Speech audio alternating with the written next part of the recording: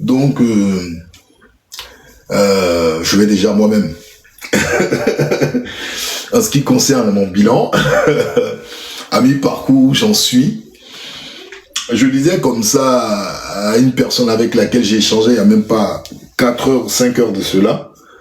Et je lui disais que moi, 2025 a été une année, l'Agora, j'espère que tu vas bien Mardoché, tu te portes bien. 2025 a été une année assez bouleversante et bouleversée pour ma part, mais c'était une année très riche en termes de rencontres, d'échanges, de perspectives à l'avenir, de savoir où je veux véritablement m'orienter et faire ce dont j'ai envie de faire.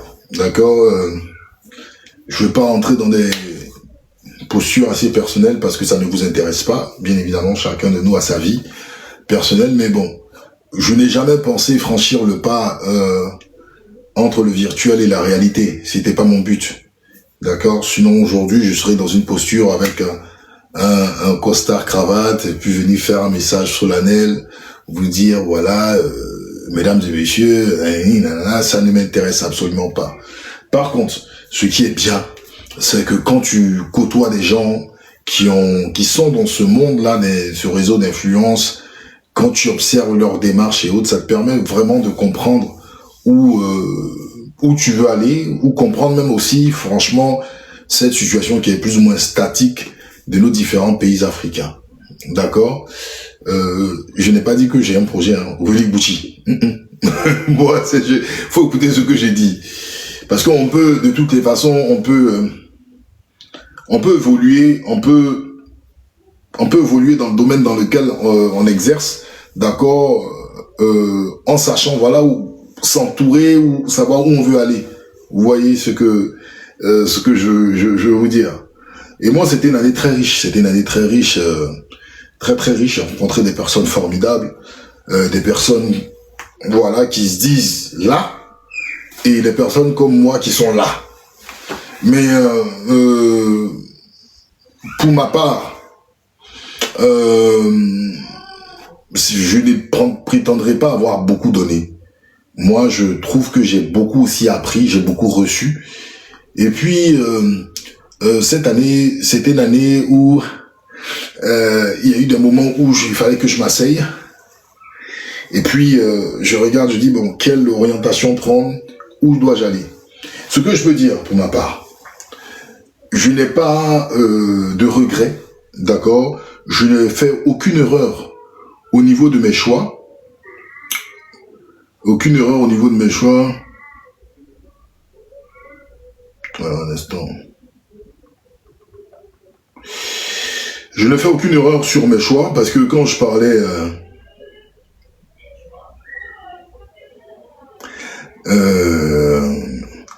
j'en connais, hein, d'accord, avec le parcours que j'ai eu cette année, j'ai croisé des gens du RHDP, j'ai croisé des gens du PPACI, GPS, PDCI, RDA, j'ai croisé du monde, des indépendants, j'ai discuté des gens du COGEP, j'ai eu à échanger avec toutes ces personnes-là. Et ça m'a permis, en fait, moi, de savoir ma trajectoire, où je devais y aller, ce que je devais faire. J'ai appris beaucoup. Et j'ai appris beaucoup. Après, je ne peux pas venir ici, venez vous dire ce qu'il en est. Je suis pas le genre de personne, quand je rencontre une personne dite une personnalité, je viens ici et je dis les échanges que j'ai eu, les détails de ce que je pense. Non, ce n'est pas nécessaire, ça ne peut pas vous avancer. Vous voyez? Mais j'ai rencontré des gens formidables. J'imaginais même pas certaines personnes dont vous faites des panels ici, en longueur de journée, essayez d'échanger avec moi pour avoir mon point de vue, moi, niveau 3e, paysan, comme j'ai toujours dit. Et je remercie, hein, toutes ces personnes-là, parce que je vois des gens qui disent que les législatives qui sont passées en Côte d'Ivoire, ne sont pas, le virtuel n'est pas le réel. Il y a des gens qui ne font pas 36 bornes pour ceux dont vous combattez ou vous n'avez jamais vu sur les réseaux, vous rêvez de les voir, d'accord, peuvent les contacter. Je ne dis pas, d'accord, que j'ai été contacté par ci ou par ça. Non, c'est pas ça. Mais je peux vous dire que le virtuel dont vous parlez là, d'accord, ne négligez pas ça. Ne négligez pas cela. Franchement, ne négligez pas cela. Mais en politique, ce que je comprends, il y a une seule chose déjà qu'il faut avoir, c'est le secret. Ça, en fait, cette année, ce que je peux me donner comme conseil et vous donner pour ceux qui veulent véritablement embrasser une carrière politique ou vous voulez véritablement exister dans le jeu politique, ayez la culture du secret. C'est très très important. Parce que je trouve que certaines personnes, quand elles côtoient plus ou moins des gens à un certain niveau, elles sont beaucoup bavardes. Ça, je ne vais pas mentionner de nom. Je ne suis pas une tête bien pensante ou un moralisateur. Je trouve que les gens sont beaucoup bavards sur les réseaux. Vous êtes beaucoup bavards. Beaucoup bavards. Ce qui fait que même des personnes peuvent vous trouver assez intelligentes. D'accord? Elles peuvent vous suivre. Mais elles se disent que est-ce que l'échange que j'aurai avec X ou Y ne sera pas un échange qui sera livré à la vindicte populaire? Je trouve que il faut faire beaucoup, surtout les personnes, vous qui avez de l'audimat, vous avez une certaine audience, faites preuve de silence et de retenue. C'est aussi la marque des grands. Voilà, c'est pas tout on dit, c'est pas toute rencontre quand on révèle, c'est pas, ayez cette culture-là du silence. Les relations, le silence et le secret entretiennent des relations. Et comme je l'ai, voilà, le secret c'est très important. Soyez moins bavard. Soyez moins bavard. Parlez peu. Vous pouvez agir, vous pouvez même donner vos idées, mais parlez peu. On a vu ce qui s'est passé en 2025, là, en octobre. Moi, j'ai entendu des gens l'ouvrir, je ne sais pas quel était l'objectif.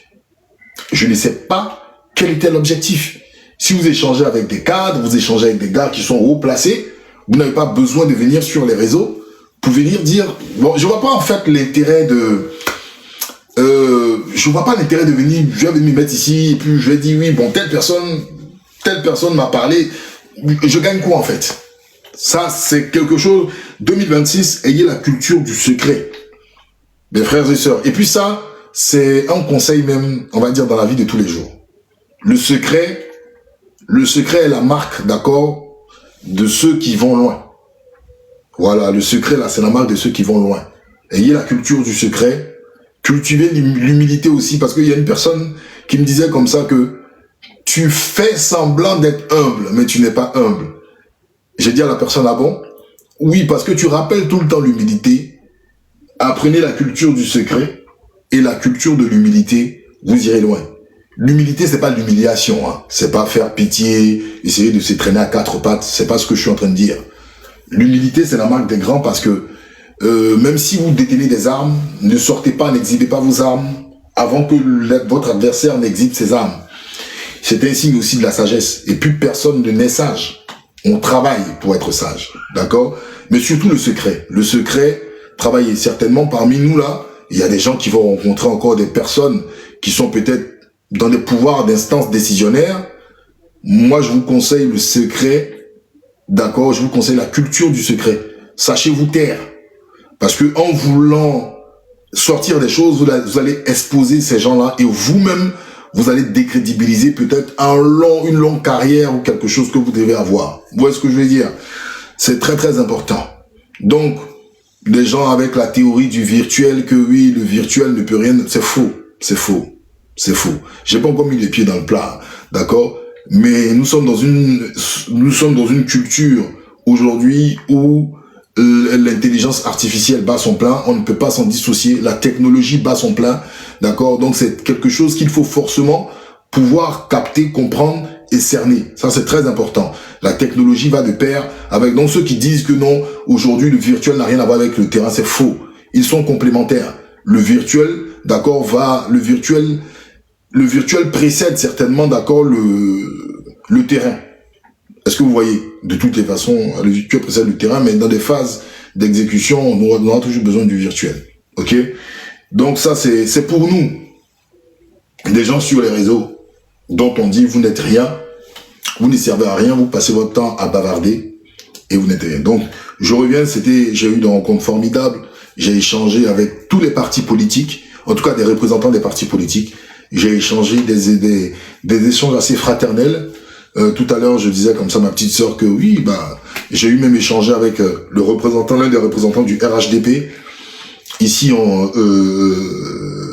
à Paris. Et ce jour-là au studio, je pense qu'il y a quelqu'un qui est là. L'Agora est là. Il y avait des gens qui étaient surpris de me voir échanger avec quelqu'un du RHDP en rigolant, d'accord, de façon détendue. Ils se sont dit, mais attends, c'est pas possible. On ne peut pas voir une sang off. Une sang, quand on le voit, il s'exprime. Et puis, non, non, c'est pas parce que, voilà, je tiens des arguments que je ne suis pas un être humain. Mais il faut savoir faire la part des choses. D'accord? Donc, cette personne ne m'a pas agressé. Donc, voilà. Ce sont les débats d'idées. J'ai eu aussi des échanges très fructueux avec des militants du PDCI RDA qui ne sont pas tout le temps d'accord avec mes arguments, mais qui, ma foi, quand même, ont relevé quand même un zeste, un petit peu de points de vue convergents avec eux, mais des échanges très fraternels quand il s'agit de rencontres physiques. Et puis bon, vous avez la vidéo effectivement qui a fait un cas sur les réseaux, hein, d'accord, cette interview en off et en on avec Tidiane Thiam, le président Tidiane Thiam. C'est très bien passé. J'ai mes amitiés aussi avec le GPS. Je l'ai jamais caché. D'autres personnes même m'ont dit que je serais un mercenaire, un couteau suisse du GPS. J'en ai rigolé, mais je profite pour réitérer mes amitiés aussi au PDCI RDA, au GPS et au RHDP. J'ai mes amitiés aussi au PPACI. Et je remercie le PPACI pour cette très grande marque et considération dans leur ensemble, c'est-à-dire du plus haut statement, c'est-à-dire du plus haut statement aux militants de base. Je leur remercie en tout cas d'avoir pris la peine d'échanger avec moi. Grand merci en tout cas au PPACI et à tous ces militants, voilà, que j'appelle en passant camarades. Les indépendants, j'ai eu des échanges aussi très intéressants avec les indépendants. Je profite de l'occasion pour saluer tous ceux qui sont allés dans cette aventure, même si je n'étais pas pour. Voilà, Herman Abois, toutes ces personnes-là qui ont pris le temps aussi de m'écouter et de donner mon point de vue. Et puis, bon, au niveau des médias, la bande à Carlyle, la chaîne Télé Sud qui m'a accordé le privilège de pouvoir, au moins sur 4 mois, intervenir dans des émissions télévisées. Et tous ces podcasts, en l'occurrence l'Agora Moderne, qui m'a fait aussi cet honneur-là de pouvoir participer dans les débats d'idées avec eux. Donc, grand merci, c'était une expérience formidable, sans oublier en fait les pays de l'AES pour qui j'ai beaucoup d'estime et de considération, qui tout cela m'ont accordé ce privilège-là de pouvoir échanger et donner mon point de vue. Les médias tels que Obosso aussi, qui prennent la peine de me solliciter quand il le faut, même si je suis pas tout le temps présent. Bon, voilà, c'est beaucoup de choses, et puis qui sommes-nous pour que les uns et les autres puissent demander à ce que, voilà, on vienne participer sur des projets et autres. Donc, vraiment merci. Mais avant toute chose, c'est qu'on a la santé. Et sans santé, sans santé, on ne peut rien faire. Parce qu'on n'a pas toute sa tête, on ne peut pas venir. Voilà. On a encore la santé, on est dans une aventure formidable, qui est aujourd'hui tout ce qui se passe sur le continent. Et moi, je voudrais rassurer les uns les autres. C'est-à-dire que ceux qui ont été contre le 4e mandat, d'accord, vous ne déméritez point, hein, d'accord. Les gens, ils nous ont forcément, il en a été, ça a été un échec. Moi, je suis du tout pas d'accord avec ces gens-là qui disent qu'aujourd'hui, le combat contre le 4e mandat est un combat d'échec. Mesdames et messieurs, je vais mettre les pieds dans les plats. La première des choses, il faut comprendre. Qui combattons-nous principalement? C'est ça en fait. Qui combattons-nous principalement? Si vous ne savez même pas qui vous combattez, vous ne savez pas qu'est-ce que vous combattez, je vous ai dit, et j'ai répété à maintes reprises, vous n'êtes pas obligé. Vous n'êtes pas obligé de venir vous exposer. Vous n'êtes pas obligé de venir même montrer votre visage.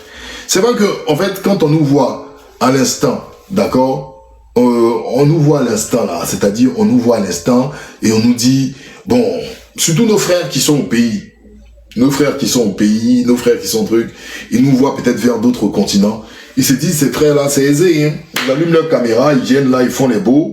Ils viennent, ils parlent pendant 1 heure, 2 heures, 3 heures. Ils ont fini, ils éteignent leur caméra et la vie continue. Ce n'est pas comme ça. J'ai dit comme ça une frangine. Moi, je n'ai été missionné par aucun parti politique.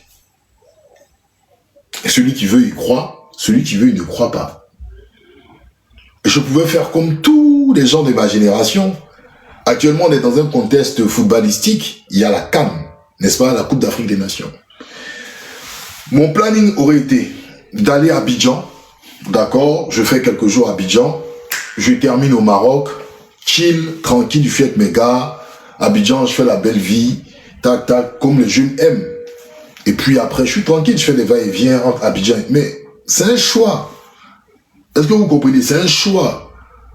J'avais soit choisir ce rythme de vie où 90% des gens allaient choisir. Ils allaient dire ça, mon ami, tu as compris. Même si tu fais ton business tranquille. Brasse tes millions ou brasse tes milliards tranquille. Et puis tu es en 4 avions, quoi. Laisse la politique là aux politiciens. Laisse la Côte d'Ivoire. Ça n'a pas changé depuis Houphouët-Boigny. Les gens sont comme ça. Aujourd'hui, c'est le RHDP. Ceux qui sont avec le RHDP mangent. Demain, ça sera d'autres personnes qui vont manger. Est-ce qu'ils ont tort? 90% des gens m'ont dit non, ils n'ont pas tort. Ils n'ont pas tort.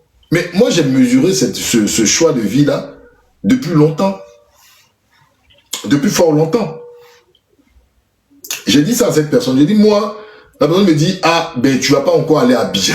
J'ai dit, mais Abidjan n'est pas mon objectif. Je ne mène pas un combat pour aller à Abidjan. Pour aller à Abidjan. Un instant, s'il vous plaît.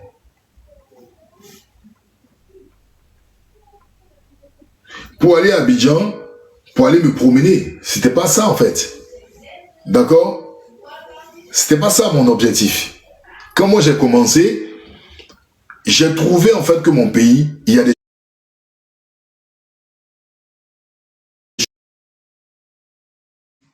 Tu te dis que des choses ne vont pas dans ton pays. Et tu prends ta caméra, c'est un danger. C'est un danger. Et je le répète à chaque moment, c'est un danger. À partir du moment où tu prends ta caméra, ok? Et tu viens ici, à visage découvert, tu viens t'exprimer sur des choses qui ne vont pas, en Côte d'Ivoire, c'est un danger. Il y a deux types, d'accord, de prise de parole. Je peux venir comme des influenceurs, c'est-à-dire, je vais en citer, hein, Stony, quelque chose Gondo là, je viens ici et puis je dis, mais Abidjan 100. Mais c'est pas possible, monsieur le maire, monsieur le gouverneur du district d'Abidjan, que les gens laissent en fait d'accord des déchets là. En tout cas, je demande au président de la République, son excellence, monsieur Alassane Dramane Ouattara, de faire quelque chose, de sciencer, parce que Abidjan 100, ça, c'est ce que vous voyez et qu'on aime en Côte d'Ivoire. Mais il y a une conséquence là-dedans. Quand vous dites Abidjan 100, vous voyez le gouverneur du district, et vous demandez à Ouattara d'intervenir, il y a un problème. Eh oui. Parce que c'est pas seulement qu'Alassane Ouattara qui doit intervenir. Monsieur Juste Crépin Gondo et Stony, il faut rentrer dans les détails pour savoir l'argent des Ivoiriens qui a été débloqué là. Comment cet argent a fait pour ne pas qu'on puisse ramasser les ordures? Je répète. Il y a deux types de dénonciateurs. Il y a ces dénonciateurs-là qui viennent, ils font leur contenu bien et tout. Et c'est ce que les gens, en majorité, depuis à peu près, ça fait 14 ans. Ça fait 14 ans que Ouattara est au pouvoir. Voici ce qu'on appelle les lanceurs d'alerte, les dénonciateurs. Ceux-là, ils viennent en costume, et puis ils viennent, ils disent, rien ne va. Comment le prix du Yango a augmenté? Monsieur le ministre, sciencez. On doit prendre le Yango. Si je prends le Yango pour aller, par exemple, du 3e pont jusqu'à Faya, hein? Comment je vais faire pour rentrer? Sciencez. Monsieur le président, sciencez. Ça, ce sont les influenceurs 2.0 de la République. Mais il ne suffit pas de venir dénoncer le prix du Yango. Il faut te poser la question, pourquoi le prix a augmenté? Qui est derrière Yango? Quelles sont les structures d'État qui ont poussé à cette augmentation? Et c'est quand tu vas dans les détails que les mouches commencent à se retirer. Parce que à partir du moment où tu vas voir qu'il y a du copinage dans cette affaire de Yango, c'est-à-dire qu'il y a des contrats gré à gré faits avec des structures indépendantes qui vont intervenir dans ce marché-là, les mouches vont commencer à quitter. Parce que ils vont dire, tiens, ils vont dire, normalement là, il n'y a pas politique dans l'augmentation du prix. Il faut demander pardon à Papa Ado et puis il va sciencer. Vous voyez? Donc pour moi, ces influenceurs-là, ce n'est pas ma canne. Parce que, moi je vous ai dit, avec mon petit niveau 3e, quand mon papa m'a envoyé, mes parents m'ont envoyé, ma mère et mon père m'ont envoyé, aller me chercher, ils m'ont dit, il faut aller apprendre. Et puis il faut venir au pays pour apporter ta pierre à l'édifice.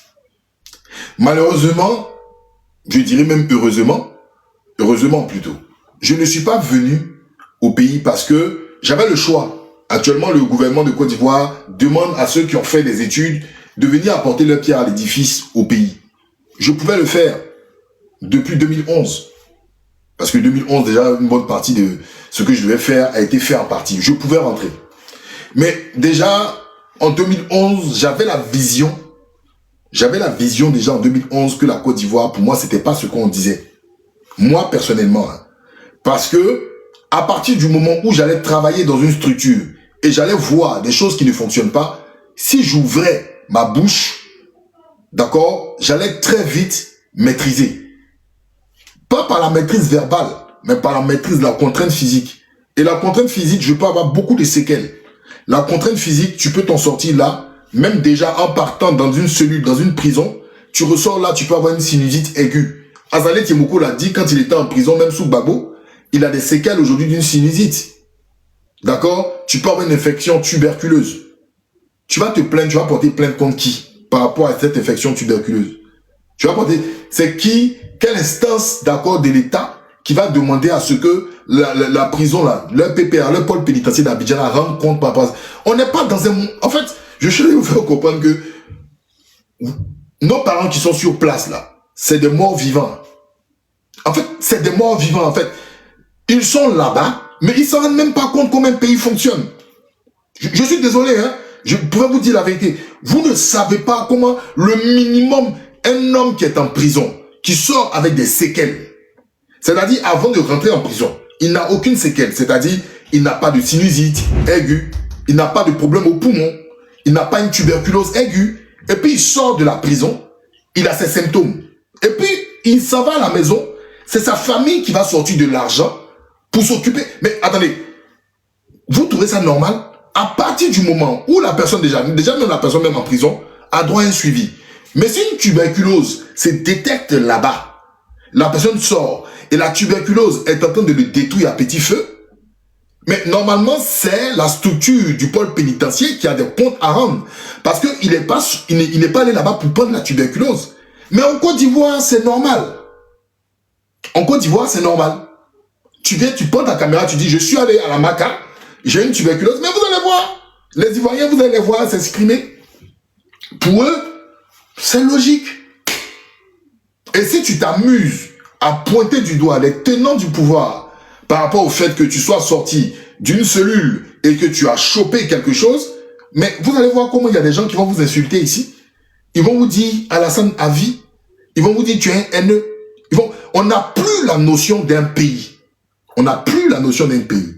Alors, c'est ainsi, j'ai décidé, n'ayant pas de moyens, quand on s'assoit et on bouillonne dans la tête, parce que moi, dans ma tête, là, souvent, ça bouillonne. C'est-à-dire, il y a plusieurs trucs qui bouillonnent. Je vois que ça ne va pas. Je me dis, il n'y a pas d'éducation. Il n'y a pas... Je me pose des questions.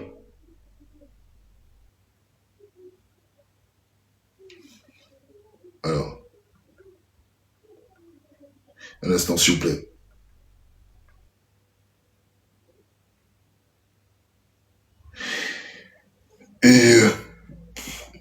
Excusez-moi.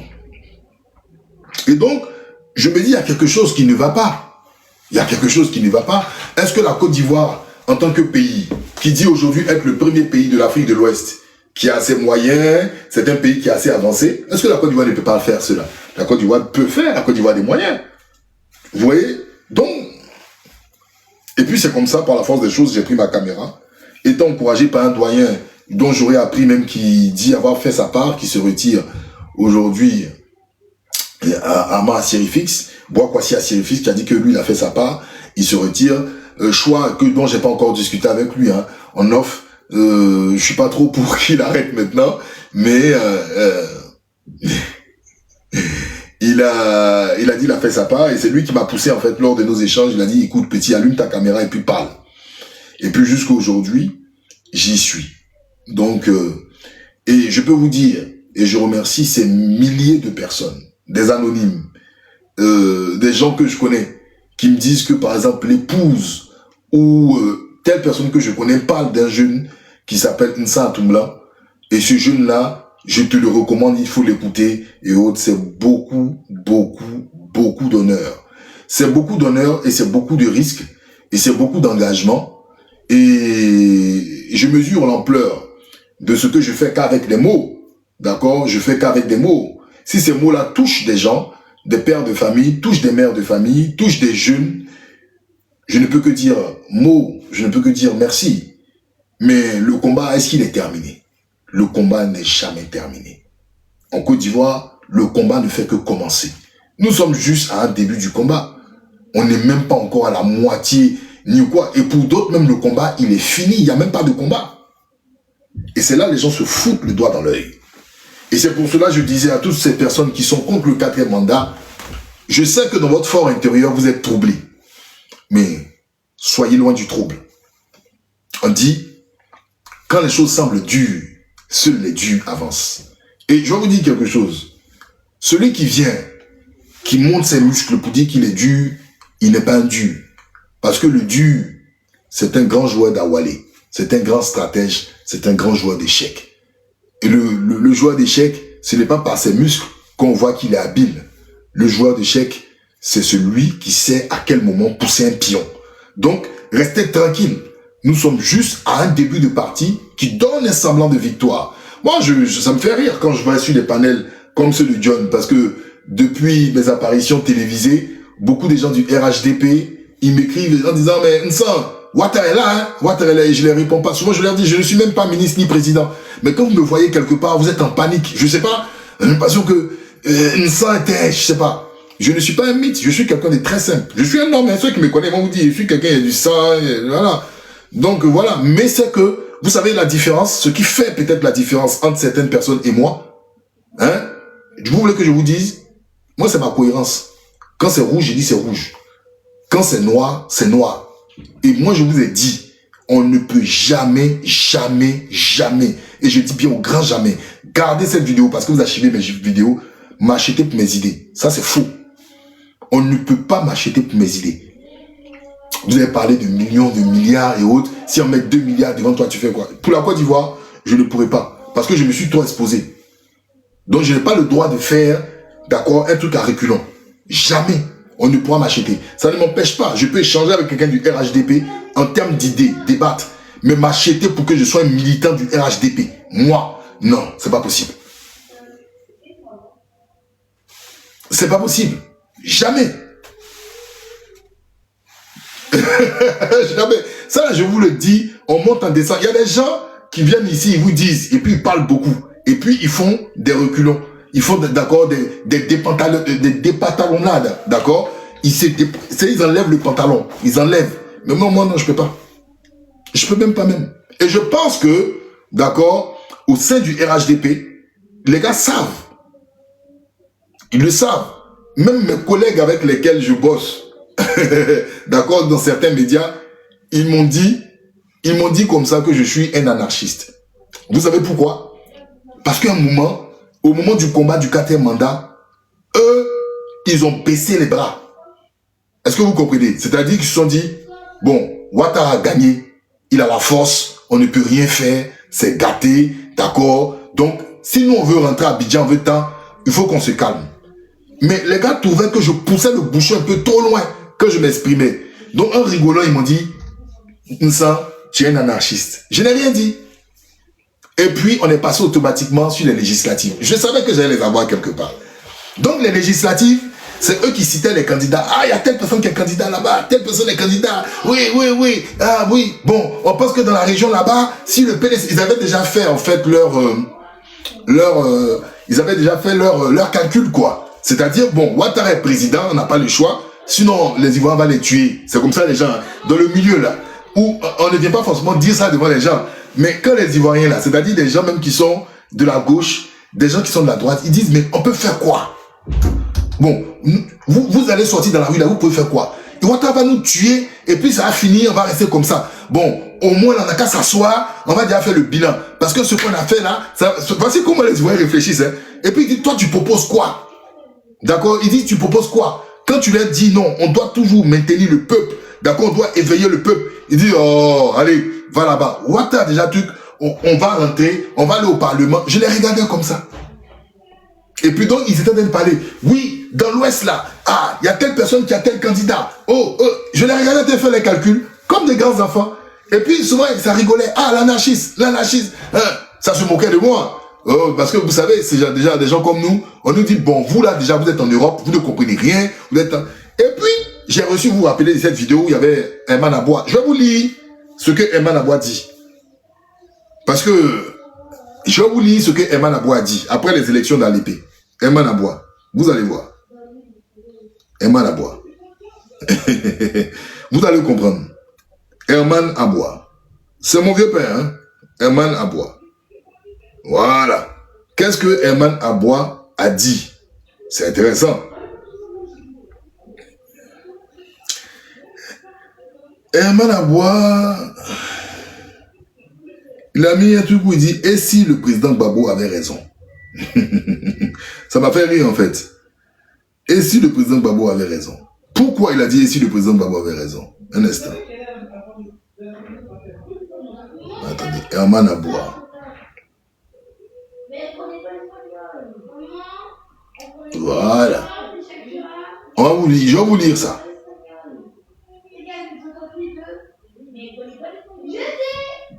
Un instant. Il dit, et si Laurent Gbagbo et le PPACI avaient finalement eu raison? Et si Laurent Gbagbo et le PPACI avaient finalement eu raison de boycotter les législatives? La question n'est plus anodine. Elle n'est pas provocatrice. Elle s'impose, écoutez bien, comme un verdict que personne ne veut lire à voix haute, mais que beaucoup chuchotent déjà. Car à l'issue du scrutin, une pluie de témoignages, d'images, de récits indignés dessine un paysage troublant. Celui d'un vote entaché d'irrégularité, d'accusations de fraude massive, de suffrages ajustés, corrigés, révisés, dit-on parfois même défigurés. Il ne s'agit pas ici de déclarer, d'accord, l'un coupable ou l'autre innocent. Ce rôle appartient aux institutions. Mais il est permis, il est même légitime de questionner le climat et de se demander si la stratégie du boycott tant critiquée, tant moquée, n'était pas au fond un cri d'alerte avant l'effondrement. Vous savez, je respecte M. Herman Aboua. On a eu échangé très fraternellement, très cool, il n'y a rien à dire. J'ai eu échangé avec lui, il m'a donné même des conseils sur sa stratégie. J'étais là après l'émission, on a échangé dans une émission. Et rappelez-vous de cette émission où je parlais clairement et j'ai sorti, cette réplique a été prise à Abidjan, hein, c'est sorti partout à Abidjan, surtout sur les réseaux sociaux, où je critiquais, je disais mais pourquoi vous êtes comme ci, comme ça, et puis il a sorti la phrase, il est bien beau de parler quand on est à 6000 km d'Abidjan. Et moi je lui ai dit merci, mais dans ce cas-là, je préférerais ne pas être à 20 km d'Abidjan, d'accord, pour pouvoir avoir ma liberté d'expression. C'est une question de survie. Moi, excusez-moi, hein, si j'ai la possibilité de quitter Abidjan et de laisser le RHDP gérer la Côte d'Ivoire, je m'en éloignerai au grand maximum et je me donnerai les moyens pour pouvoir dégommer le RHDP. Je vous le dis clairement. Est-ce que vous comprenez? Je me donnerai les moyens. Et quand on dit dégommer, automatiquement, les petites antennes se lèvent parce qu'ils pensent forcément à la violence. On peut dégommer avec l'argent. Dans la vie, tout est une question de moyens. Tout est une question d'organisation. Tout est une question de cerveau.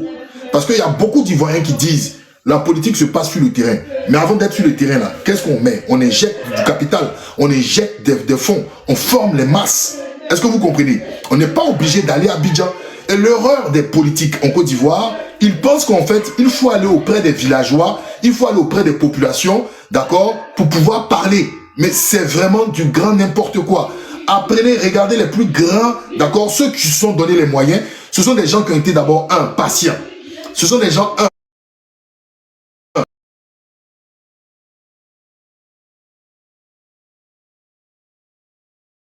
quand on fait de la politique, c'est pas forcément à Paris, on doit venir recevoir une bénédiction et pouvoir s'en sortir.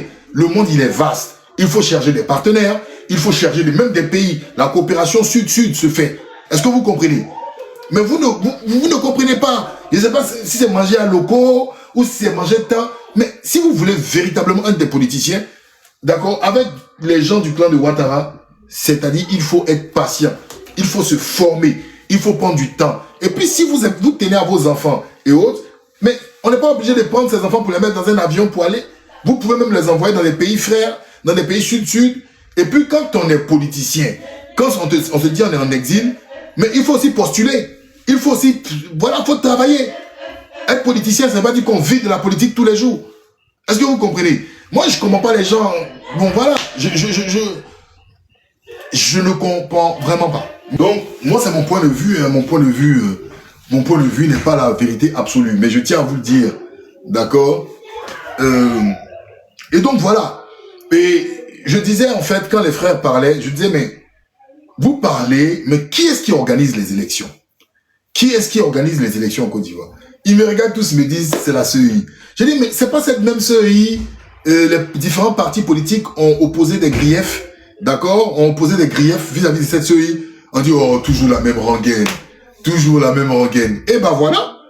Patatras, qu'est-ce qui s'est passé lors des législatives? Vous avez filmé. Parce que d'autres disent qu'il fallait filmer dans les bureaux de vote. Vous avez filmé, vous avez enregistré, vous avez fait ci, ça, ça. Qu'est-ce que ça a changé? Rien. Absolument rien. Rien et rien du tout. Ça a changé quelque chose? Est-ce que vous avez vu la CEDEAO venir à votre secours? Vous avez vu les pays européens venir à votre secours? Vous avez vu l'ONU venir constater les irrégularités? Absolument rien. Alors, on a deux choix. C'est soit, quand on se rend compte de cela, on se dit il y a quelque chose qui ne va pas. Parce qu'on n'a aucune autre alternative en dehors du peuple, et le peuple est brimé, on n'a aucune autre alternative de moyen de coercition ou de recours. On a un groupe, un ensemble d'individus qui règnent sans partage en Côte d'Ivoire comme des dieux absolus. C'est ça. Le premier point qu'il faut se faire, c'est de reconnaître ça d'abord. Si vous venez vous dites, bon, je pense que les municipales en vont se rattraper, il faut qu'on se prépare, tout ça c'est de notre faute, parce que j'ai entendu des gens dire, c'est de notre faute, parce qu'on devait même peut-être participer au présidentiel, vous êtes complet, vous foutez le doigt dans l'œil. C'est-à-dire que vous avez ce qu'on appelle le syndrome de Stockholm. Le syndrome de Stockholm, c'est quelqu'un qui, c'est-à-dire que tu nies, tu vis dans la délégation. C'est-à-dire que tu vis, en fait, la dictature est un paradis pour toi. C'est-à-dire que tu prends le citron dans la bouche, et ce citron est du miel dans ta bouche. Parce que tu mens, tu te mens à toi-même, tu es dans la délégation. Et j'ai vu des gens ici faire des stratagèmes, dire oui, on n'aurait pas dû même boycotter les présidentielles. Il y a d'autres même qui sont... J'ai entendu dire que le Front commun est une erreur. Le Front commun est une erreur. Le Front commun est une erreur. Et il y a des gens qui soutiennent ça. J'ai entendu des gens dire qu'il ne devait pas avoir d'alliance entre le PDCI et le PPACI. J'ai dit, wouh, my God. Dans quel monde sommes-nous? C'est-à-dire l'Ivoirien, je ne connais personne. Je ne connais personne en dehors de l'Ivoirien. C'est-à-dire, on lui dit, ton adversaire est ici. Vous me voyez sur l'écran là. L'adversaire en face de toi. Et puis lui, il constate que l'adversaire est imposant. L'adversaire a des gants de boxe. Il a les muscles saillants. Et l'Ivoirien, il va vers la bite et puis il commence à boxer vers la bite. Mais la bite lui dit non. Ton adversaire, il est en face de toi. Et puis il dit, il est où? Il est où? Et puis il va vers la bite. En fait, ça c'est l'Ivoirien. Mais je vous ai dit et je répète, quand on a peur, il faut reconnaître qu'on a peur. Ça c'est une première étape. Je reconnais que j'ai peur. Pourquoi j'ai peur? Parce que les gens sont violents. Parce que les gens ont commis des actes depuis 2011. Il n'y a eu aucune stratégie. Moi, je vous dis clairement, il n'y a aucune stratégie. Il n'y a aucune stratégie entre le RHDP et la majorité présidentielle. Il y a eu un camp qui a été soutenu par les forces internationales qui ont donné un mandat et la force a tranché. Point. Gbagbo en 2010 a perdu le pouvoir par la force. En fait, ne venez pas dire de stratégie. C'est pas une question de stratégie. En Côte d'Ivoire aujourd'hui, nous sommes dans une politique qui est menée par des rapports de force. Arrêtez de dire stratégie ou quoi. Vous connaissez une stratégie politique qui a vaincu du pistolet. Montrez-la moi, en Afrique. Montrez-moi en Afrique. Quand des gens vous disent, des gens même qui reviennent en fait, d'accord, comment ça s'appelle, des gens comme Bourgi, qui n'est pas une référence pour moi, mais qui vous dit clairement même que le Conseil constitutionnel a tranché. C'est un juriste. Il sait que dans un pays, quand le Conseil constitutionnel tranche, tu es d'accord ou pas, c'est fini. Mais le Conseil constitutionnel a tranché en Côte d'Ivoire, on a vu, il y a eu 2 républiques en Côte d'Ivoire, mais celui qui était au Golfe là, qui était avec lui? Celui qui était au Golfe là, qui était avec lui? Mais l'ONU qu'on n'entend pas en Côte d'Ivoire là, elle était avec lui. La France qu'on n'entend pas actuellement là, elle était avec lui. Et c'est un fait d'histoire. Personne ne venez pas me dire que Bédia a fait une stratégie et Ouattara a fait une stratégie. Quelle stratégie ils ont fait? C'est quelle stratégie ils ont fait puis on ne connaît pas. Les avions qui pilonnaient là, les avions qui pilonnaient le ciel en Côte d'Ivoire là, d'accord? Les avions qui pilonnaient le ciel en Côte d'Ivoire là, il n'y avait pas dans l'armée de Côte d'Ivoire aucun avion. Vous savez que depuis l'affaire de 2004, d'accord, des avions sont interdits de survoler le ciel ivoirien, des avions de l'armée de Côte d'Ivoire. Est-ce que vous le savez? Ça veut dire que le ciel ivoirien était maîtrisé par l'ONUCI et la licorne. Vous avez vu quel... Est-ce que vous connaissez un petit peu la guerre, comment ça s'est fait? Tu n'as aucune maîtrise de ton ciel, tu es non mort. Et les gens là, les enfants qui ont combattu autour de Gbagbo, parce que puisque les anciens là, beaucoup se sont rendus à l'hôtel du Golfe. Les enfants l'ont tenu pendant des mois. C'est extraordinaire. C'est extraordinaire. Et ça, il faut qu'on en parle. Quand vous êtes dans un conflit, il y a un élément qui est très important, la maîtrise du ciel. Et ce ciel-là, aucun aéronef, je dis du pouvoir légal, ne pouvait voler. Ça veut dire que le ciel-là était habité que par l'ONUCI et par la licorne. Donc, de quelle stratégie me parlez-vous? De quelle stratégie? À partir du moment où les gars ont tout fait, ils ont installé le monsieur qui est là. Qu'est-ce que vous avez d'autre? Qu'est-ce que vous avez? Quelle stratégie avez-vous avec un pouvoir qui ne connaît que le rapport de force? Quelle stratégie? Moi, je veux voir ce miracle-là. On nous dit que Moïse a fendu le lot en 2, non?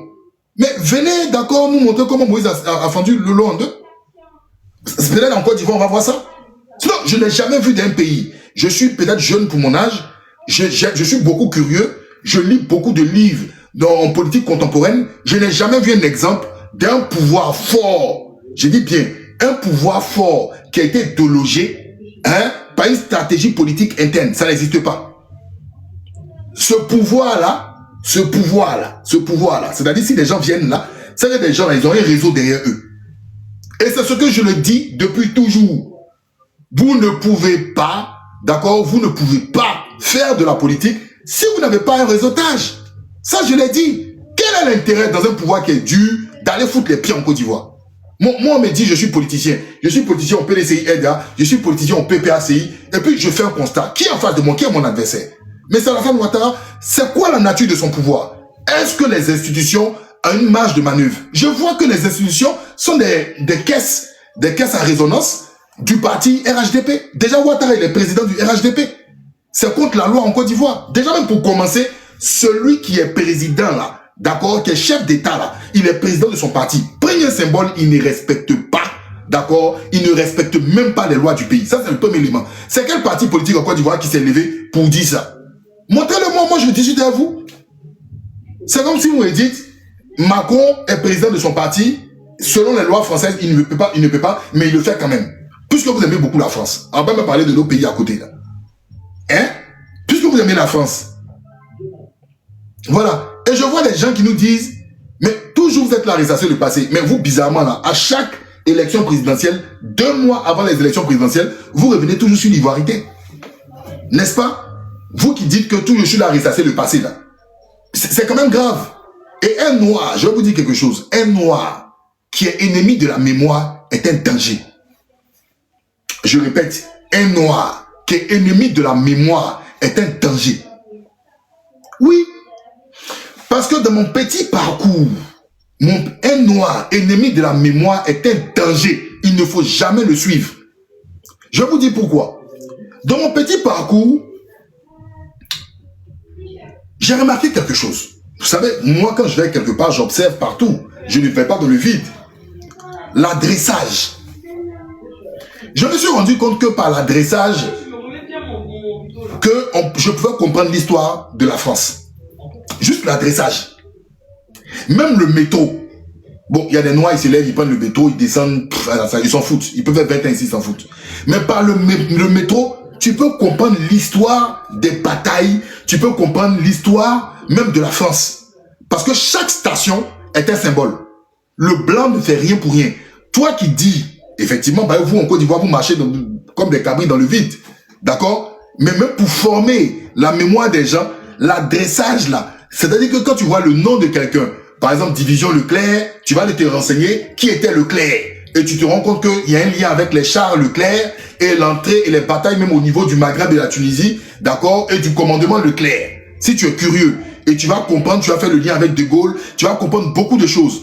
C'est comme ça en fait, c'est la mémoire, on travaille la mémoire. Et les petits Français qui sont dans les meilleures écoles, d'accord, les petits Français qui sont dans les meilleures écoles, les petits Français qui sont dans les meilleures écoles, eux ils savent ça. Mais vous, quand les gens qu'on envoie ici et puis on les envoie dans les écoles publiques, les écoles banabana là, ils ne connaissent pas.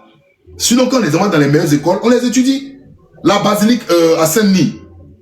La basilique à Saint-Denis. La basilique à Saint-Denis, moi je me rappelle, j'ai fait un module d'histoire sur l'histoire de France entre les Carolingiens et les Mérovingiens. Mais à partir des Mérovingiens, j'ai fait un lien avec cette basilique que je suis allé visiter parce qu'encore on a les ossements, on a encore d'accord des restes là de ces soi-disant gouvernants de l'époque. D'accord, de Pépin et tout et tout, j'ai vu que voilà, il y a un rapport entre les stations de tramway et des autres. C'est très important dans la mémoire collective. Le problème en Côte d'Ivoire, on n'a pas de mémoire collective. Quelqu'un qui me dit, moi, à moi ivoirien, je suis en train de ressasser le passé. C'est de quel passé tu parles? 2010, ça c'est le passé, à cause des 14 ans. Mais je comprends pourquoi, jusqu'à aujourd'hui, on célèbre que les 8 femmes d'Abobo. Un noir qui est ennemi de la mémoire est un danger. C'est pour ça qu'il y a des gens qui disent, en Côte d'Ivoire, on ne doit pas dire celui-là est un baoulé, celui-là est un pété. Je les regarde, je dis, oh bout. Mais vous êtes dangereux. Parce que vous êtes allé dans une forme d'universalisme, d'une forme de pensée unique qui est très dangereuse. Une forme de pensée unique, je ne sais pas où vous voulez aller, et on ne combat même plus les valeurs culturelles. En Côte d'Ivoire aujourd'hui, la débauche. En Côte d'Ivoire aujourd'hui, on n'a même plus d'exemplarité. L'excellence n'est plus même mise au bas, d'accord, de ce qu'on doit apprendre à la télé. On n'a que des mendiants, des guignols, des amuseurs, et c'est tout ça parce qu'on oublie la mémoire. Parce que si on faisait une comparaison avec certaines époques et ce que nous sommes aujourd'hui, vous allez voir qu'il y a un véritable combat qu'on doit faire. Regardez le combat de l'école. Regardez la ministre Marietou, pendant vos législatives là. Ministre Marietou qui va faire inauguration d'ambulance avec les moyens de l'État au sein des législatives. Dans un État qui est normal. Une femme qui est ministre de l'Éducation nationale, qui prône la séparation des différents pouvoirs, exécutif, législatif et judiciaire. Moi, à l'époque, en Côte d'Ivoire, je l'ai appris en classe de CM1. Et à cette époque-là, le président de la Cour suprême s'appelait Kouy Mamadou. Je ne l'ai pas appris au collège, hein. Je dis en Côte d'Ivoire, à l'époque, j'étais conscient de la séparation des pouvoirs. J'étais conscient de la séparation des pouvoirs, d'accord, l'exécutif, le législatif et le judiciaire. Et c'était à l'époque de Kouy Mamadou. Ceux qui s'en souviennent, ils vont vous dire qu'on se souvient de Kouy Mamadou. Oui, un enfant de CM1, conscient de la séparation des pouvoirs, demandez, faites des vidéos, les trottoirs là, des micro-trottoirs en Côte d'Ivoire, demandez aux enfants de CM1 s'ils sont conscients de la séparation des pouvoirs. Et c'est là où vous voyez l'échec de ce que nous sommes. Les vauriens, excusez-moi, il y a certainement des gens qui tirent leur épingle du jeu et ils ont cet amour et cette force de pouvoir travailler des bras cassés. Mais moi, personnellement, à mon niveau 3e, quand je vois des vauriens qui sont à la tête, d'accord, de l'État, qui sont à la tête même de nos institutions, c'est plus fort que moi. Je ne vais pas venir ici me mettre, venir me dire ici, pour venir faire semblant, pour venir faire semblant de passer la pommade. C'est avec ça là, vous allez dire que vous allez être une puissance sous-régionale, mais comment pourquoi nous les Noirs, on est les derniers?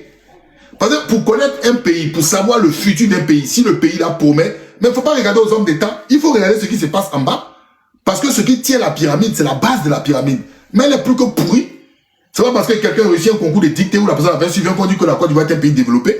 Regardez les enfants en 6e. J'ai vu une vidéo aujourd'hui. Vous allez sur ma story. Des petits Chinois en 6e sont en train de faire, ils ont fait des fusées en miniature et qui montent par la propulsion de l'eau. Ça là, c'est quel enfant de 6e, 5e en Côte d'Ivoire qui peut connaître ça? Hein? Non, quel un enfant en Côte d'Ivoire qui va parler, d'accord, d'un projet avec son professeur, mettre une fusée à propulsion avec de l'eau, qui va même déjà dans le test passé. On vous parle de choses sérieuses, vous êtes là, vous êtes dans votre truc de, je sais pas, de béret, amusement et autres. On est sérieux. Tout est, effectivement. Et quand j'en parle, les gens pensent que c'est parce qu'on se croit au-dessus. C'est pas une question. Un homme qui ne passe pas son temps, c'est-à-dire qui se suffit en disant je mange, je suis rassasié, je jouis de la vie, est un échec. C'est quelqu'un qui a voulu mener à la mort. Parce qu'un homme, normalement, quand il se lève, il fait ce qu'on appelle l'introspection. C'est-à-dire, où j'en suis, quel est mon bilan, qu'est-ce que je dois faire, quels sont les défis. Et je regarde de gauche à droite pour voir ce qui est censé m'arranger, ce qui n'est pas censé m'arranger. Mais vous êtes dans une autosuffisance qui ne dit pas son nom. C'est en Côte d'Ivoire, je vois les Ivoiriens aujourd'hui qui disent, ils disent, nous sommes les premiers de lui et moi. Mais depuis quand la Côte d'Ivoire était deuxième de lui et moi? Nous sommes les premiers de lui et moi. Les pays là, c'est les pays de poussière. Depuis quand la Côte d'Ivoire était deuxième de lui et moi? Même dans la rébellion, le pays était coupé en deux. La Côte d'Ivoire était premier de lui et moi. Donc vous nous apprenez quoi? Maintenant, moi, mon problème à moi là, on est premier parmi les derniers. Moi, je ne veux pas être premier parmi les derniers. Je préfère être 40e parmi, d'accord, ceux qui sont meilleurs. Même si je suis 40e, mon défi là, c'est de regarder ceux qui sont 30e, 20e, 15e, parmi les 10 premiers, comment ont-ils fait pour arriver? Mais depuis 1960, je suis premier parmi les derniers. Et puis, chaque jour, je casse ma partie, je suis premier parmi les derniers. Je suis premier parmi les... Bon, tu fais quoi d'extraordinaire? Tu fais quoi d'extraordinaire? Qu'est-ce que tu fais d'extraordinaire? Parce que crédit, tu m'en dis. Parce que pauvreté, il y en a. Parce que corruption, il y en a. Concussion, il y en a. Contrat gré à gré, il y en a. Vol, il y en a. Mauvaise jeunesse, il y en a. Immigration clandestine, il y en a. Tout ce qu'il y a de vilain, drogue, il y en a. Bon, en fin de compte, je fais quoi? En fin de compte, qu'est-ce que je fais? Non, je ne peux pas me complaire, excusez-moi, je ne peux pas me complaire, d'accord, sur un CHU. Je peux me complaire sur un CHU en Côte d'Ivoire. Je peux pas, je suis désolé, mesdames et messieurs, je ne peux pas me complaire pour un CHU. Parce que la Côte d'Ivoire vaut mieux qu'un CHU. Si aujourd'hui les Ivoiriens s'extasient, ils s'extasient pour un CHU, il y a quelque chose qui ne va pas dans leur tête. Et puis, ne venez pas, s'il vous plaît, avec votre même rengaine. Et quand Gbagbo était là, il n'a pas fait. Non. Non.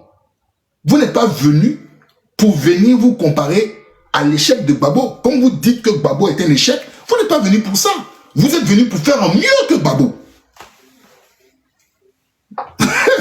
Vous n'êtes pas dans les mêmes conditions que Laurent Gbagbo.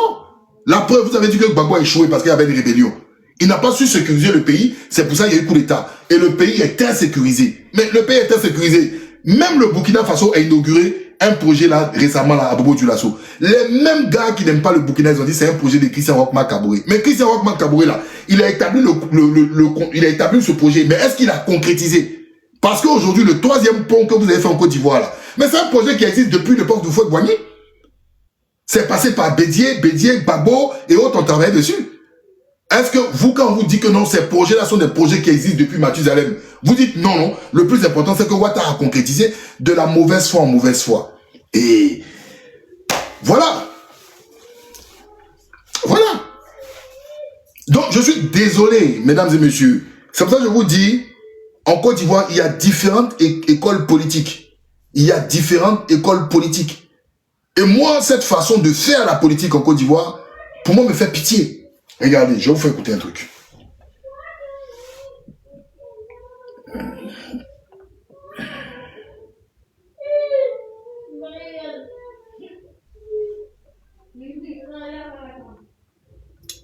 Donc, il faut qu'on soit clair. Si je suis en train de réagir comme ça, ce sont mes pensées à moi. D'accord? Écoutons. Retient comme bilan de cette collaboration, de ce front commun avec le PPACI? À titre personnel, je pense que nous n'aurions pas dû prendre la... D'accord. À titre personnel, je pense que ce n'est pas une ligne que nous aurions dû. Est-ce qu'on retient comme bilan de cette collaboration, de ce front commun avec le PPACI? À titre personnel, je pense que nous n'aurions pas dû prendre la ligne que nous avions prise. D'accord. À titre personnel, je pense que ce n'est pas une ligne que nous aurions dû prendre. Parce que la façon dont nous avons vendu notre président Thiam, le président Thiam est de l'or pour moi. Et nous avons vendu de l'or comme si nous vendions du caillou. Et une taupe que vous appartenez en réalité au RHDP. Bien sûr. Qu'est-ce que vous répondez? J'ai même vu ça dans les commentaires. J'ai même vu quelqu'un qui écrit par exemple c'est un Djoula, c'est un Malinké, il va retourner dans sa maison. Vous comprenez? Déjà, tout à l'heure, je parlais du fait que nous avons perdu des bastions au nord. Voilà des discours qu'on tient de façon ethnique, de dire que tel nom... Bon, alors, il s'agit de monsieur Dr Ousmane Chérif, que j'ai déjà reçu ici sur mon panel. Ousmane Chérif, je l'ai reçu ici sur mon panel. Un jeune qui est brillant dans son métier. Il est brillant. Quand il s'agit de faire... Moi, j'ai suivi sur un panel, il a fait le point sur la situation sanitaire en Côte d'Ivoire. J'ai beaucoup appris du Dr Ousmane Chérif. Ça, il faut le reconnaître. Mais vous savez, qui suis-je? Parce que lui, il parle en son nom personnel. Moi, je vais parler en mon nom personnel. Je dis, la politique, là, ce n'est pas fait pour tout le monde. S'il était dans un pays européen où tous les canevas sont placés, c'est-à-dire un ministère de l'Intérieur qui organise les élections dans de meilleures règles, c'est-à-dire que tout le monde respecte son boulot, on n'a pas besoin de déployer des forces de l'ordre partout et autres, il pourrait faire un bon politicien. Écoutez bien ce que je vais vous dire. Chez nous en Côte d'Ivoire, pour moi, pour ma part, ceux qu'on appelle les vrais politiciens, ce sont les politiciens qui sont là en temps des vaches maigres, qui sont là fidèles à leur parti politique, à leurs idéaux, et ils tiennent, d'accord, la dragée haute dans les périodes de vaches maigres et ils accèdent aux affaires. Est-ce que vous comprenez? Parce que j'ai horreur des politiciens, quand leurs mentors perdent le pouvoir, ils vendent complètement. C'est-à-dire, ils prostituent le combat. Et en Côte d'Ivoire, c'est une mode. Regardez l'image des hommes politiques. Je vous ai dit, vous avez vu la dernière fois quand M. Charles Blé Goudé allait s'exprimer sur NCI? J'ai dit, ah, c'est le même Charles Blé Goudé là qui parle comme ça. Mais Charles Blé Goudé, il est unique. On peut rien reprocher à Charles Blé Goudé. Mais quand tu dis que ton mentor, devant ton mentor qui est Laurent Gbagbo, on te dit de te mettre à genoux. Et puis toi, tu sors de là, tu continues de faire meeting en mettant matelas sur ton dos pour dire aux jeunes de sortir, moi j'ai un problème d'éthique. Déjà pour la personne même de Charles Blé Goudé. Mais est-ce que les Ivoiriens ont réfléchi en profondeur par rapport à ces dires? Mais parce que si les médias là, comme NCI ou même M. Charles Blé Goudé, ils ont étudié la mentalité des Ivoiriens. Sinon, cette question-là, elle est fondamentale. Parce que toi, Charles Blé Goudé, tu dis que tu fais la politique parce que Laurent Gbagbo est ton père. Mais toi-même là, on dit de te mettre à genoux. Mais quand tu es sorti de là, tu pouvais même écrire une lettre pour dire, à partir d'aujourd'hui, je soutiens le combat, je me mets en retrait. Même si tu ne rentres pas dans les détails de ton départ. L'histoire te donnera raison à un moment quand tu vas te poser, d'accord, et tu vas expliquer. Et puis tu auras le courage de dire, moi Charles Blé Goudé, j'étais dans la galaxie patriotique. Qu'est-ce que je n'avais pas? J'avais garde du corps. J'avais tout le monde qui était autour de moi. J'avais des amis parce que mon mentor était au pouvoir. Mais j'ai pris sur moi et je suis parti en pleine vache grasse. Quand c'est comme ça, on dit, petit, tu es fort, tu as ta dignité. Mais chez nous en Côte d'Ivoire, là, remarquez bien, eux tous, quand ils sont leur mentor au pouvoir, là, ils ne voient pas les défauts. Hein. Ils ne voient jamais les défauts de leur mentor. C'est quand leur mentor, maintenant, est dans l'opposition.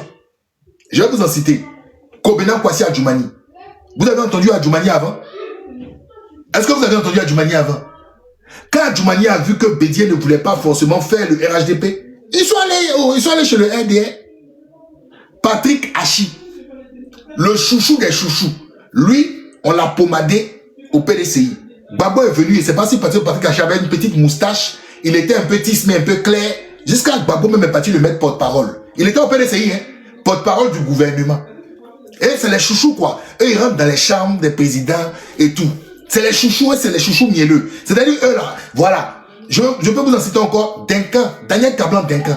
Lui, il était premier ministre de Bédié avant le coup d'État. Il était même directeur de cabinet. Quand Bédié est venu, là, ils étaient derrière Bédié. Quand ils ont vu que Bédié commençait à se séparer de Ouattara, ils sont allés à Oussou Jano. Ce nom-là, ça vous dit quelque chose? Si ce n'est pas sous Bédié, là, d'accord? Si ce n'est pas sur Bédié, là, vous avez entendu ce nom à Oussou Jano quelque part? Bédié a fait des gens. Raymond Goudou Kofi. Ils sont nombreux. Je vais vous citer, la liste, elle est longue. Elle est longue. Et eux là, quand le boss est au pouvoir là, hein, quand le boss est au pouvoir, il ne parle pas. C'est quand le boss s'en va, d'accord, quand le boss s'en va, ils deviennent bavards. C'est là, ils voient les reproches, ils voient les choses.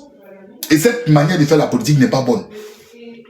Donc, je dis, vous allez mettre des noms à la liste. Alors, c'est un message en même temps que je passe aux gens de Ouattara qui me suivent.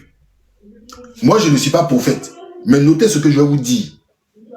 Quand le bateau RDR, parce que moi je ne dis pas RHDP, parce que l'essence même, le creuset du RHDP, c'est le RDR. Moi, c'est le RDR qui est le noyau, la boîte noire du RHDP. Pour moi, le RHDP, c'est comme un plat où il y a des vautours.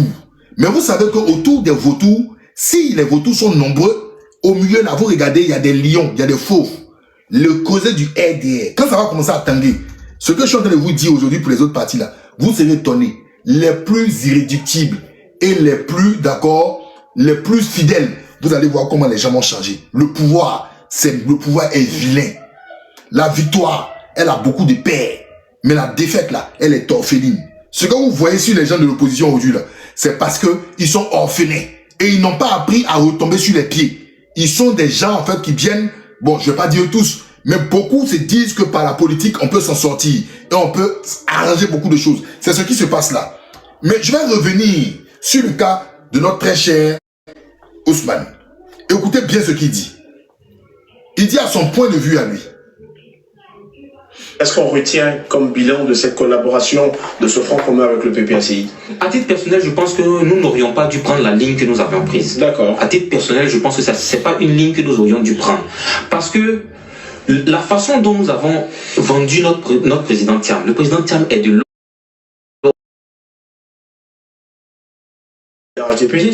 Il parle en son nom, en son titre personnel. Il est un cadre d'un parti qui s'appelle le PDCI RDA.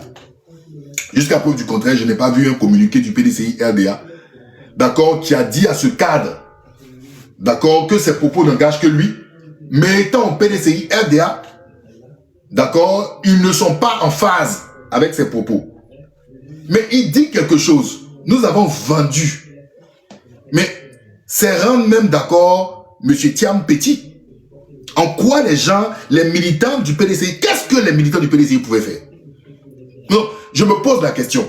Qu'est-ce que les militants, qu'est-ce que le PDCI pouvait faire en 2025 qu'on ne sait pas? Parce que tout à l'heure, le président Fonigaman Diomandé a écrit qu'il y avait une mauvaise stratégie.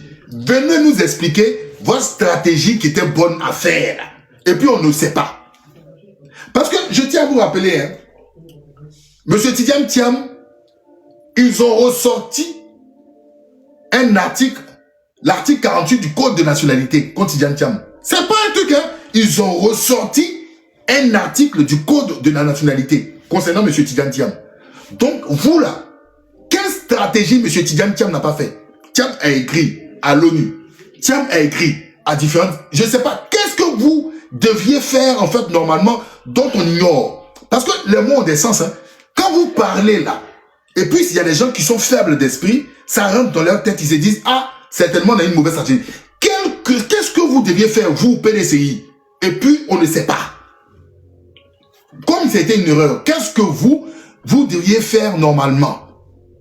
Ok, on continue, on écoute. J'ai même vu ça dans les commentaires. J'ai même vu quelqu'un qui écrit, par exemple, c'est un Djoula, c'est un Malinké, il va retourner dans sa maison. Vous comprenez? Déjà, tout à l'heure, je parlais du fait que nous avons perdu des bastions au nord. Voilà des discours qu'on tient de façon ethnique, de dire que tel nom va forcément appartenir au RDR. De vos vidéos lancées donc sur les réseaux sociaux, où vos cadres du PDCI RDA décidaient de demander pardon au parti au pouvoir, au RHDP, qui sort vainqueur de l'élection présidentielle et qui aujourd'hui compte bon nombre de députés aujourd'hui à l'Assemblée nationale. Pourquoi pardon?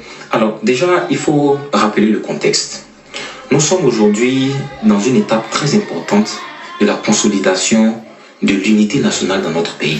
Il est important dans la politique de faire preuve d'une certaine humilité. Bon, alors, donc monsieur Dr. Chérif dit, il faut prendre en compte le contexte. Nous sommes dans un contexte d'accord, de rassemblement, de réconciliation nationale. Donc, il faut faire preuve en politique de beaucoup d'humilité. Mais on n'a pas besoin de ton humilité, frère. Excuse-moi, hein, le RHDP n'en a qu'une de ton humilité. Ce que tu oublies, ils ont peut-être besoin de ton humiliation. Ce n'est pas de l'humilité, ça. Ils ont rien à foutre, en fait. Tu crois quoi, ton humilité? Qu'est-ce qu'ils vont faire de ton humilité? Ils sont contents, ils sont heureux de ton humiliation. Et au travers de ton humiliation, tu humilies tes proches. Heureusement que tu dis, tu parles en ton nom. Mais quand le journaliste pose la question que c'est parce que tu es du Nord, et que peut-être tu serais Djoula, tu te comportes comme ça. Mais tu essaies de justifier pour dire, voilà, on agit sur le contexte. Mais attendez, Bredoumi Soumaïla, toi, Dr Ousmane Chérif, tu étais assis dans la maison du parti au PDCI, tu as dit, faut qu'on brûle, faut qu'on casse, c'est-à-dire faut qu'on mette, il y a du bambam, faut que ça bouge pour que la communauté internationale regarde, sinon ils ne vont rien faire. Mais toi, tu es rentré, tu as à Abidjan, parce que l'interview là, c'est pas d'où tu es qu'ils ont fait l'interview. Tu es rentré, jusqu'à preuve du contraire, on nous a pas encore dit que tu es enfermé. Et c'est pas mon souhait. Mais Bredoumi Soumaïla, qui lui-même est député, qui n'a pas tenu même des propos comme toi là, Bredoumi est rentré. Ils l'ont blagué, ils ont pris Bredoumi. Cyril, c'est pas mon souhait. Hein. Mais les gens se posent des questions.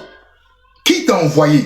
Tu dis tu parles en ton titre personnel. Qui t'a envoyé de venir dire, oui, je demande pardon, oui, qui t'a envoyé? Parce que, si tu demandes pardon, tous les jeunes, mon jeune frère là, les Émeric là, qui faisaient des vidéos là, qui à cause de leurs vidéos où ils n'insultaient même pas les gens, les a pris. Mais tu viens là en fait dire que ces gens l'ont aidé. Tu viens mettre la faute sur tous ceux qui disent que le 4e mandat illégal, la sœur, il n'est pas bonne. En fait, là, tu nous mets dans une situation inconfortable. Et on t'a pas envoyé. Toi-même, ton parti t'a pas envoyé. Tidiane Thiam ne t'a pas envoyé. Peut-être, ou bien Tidiane Thiam t'a envoyé en cachette. On ne sait pas. Qui t'a envoyé? Qui t'a envoyé? Donc, c'est-à-dire que tu étais un enfant, tu étais emporté. Tidiane Thiam même, tu dis que c'est de l'or. Ce tort-là, en ce moment, si tu voyais que c'était un caillou. Parce que tu te comportais avec beaucoup de zèle comme les autres, comme si Thiam était un caillou. C'est maintenant que tu es assis là, Thiam est devenu de l'or à tes yeux. Ah, frère. En tout cas, nous, on ne travaille pas dans les pierres précieuses, mais on sait faire différence quand même entre caillou et puis or. Donc, autant tu pointes du doigt les gens, mais toi-même aussi, tu viens exposer ton cas. Non, c'est cette incohérence-là, je n'arrive pas à comprendre, cher ami. Avec tout le respect que j'ai pour toi, je n'arrive pas à comprendre. Ta démarche, elle est quand même bizarre. Donc, ce n'est pas de l'humilité, ce que tu fais là. Ce n'est pas de l'humilité, c'est l'humiliation. D'abord, pour ton parcours, d'accord, politique, et de 2, pour ton parti politique. Quand tu dis on a besoin d'humilité, c'est le pouvoir qui doit faire preuve d'humilité. Parce que qui étaient les plus arrogants pendant tous ces mois? C'est eux qui étaient arrogants. En quoi? Qu'est-ce qu'ils ont à foutre de ton humilité, frère? Le RHDP, ils ont à foutre de quoi? En fait, là, le RHDP est dans une démarche de jouissance pour dire, voilà, on vous avait dit, vous avez tourné, vous avez venu nous demander pardon.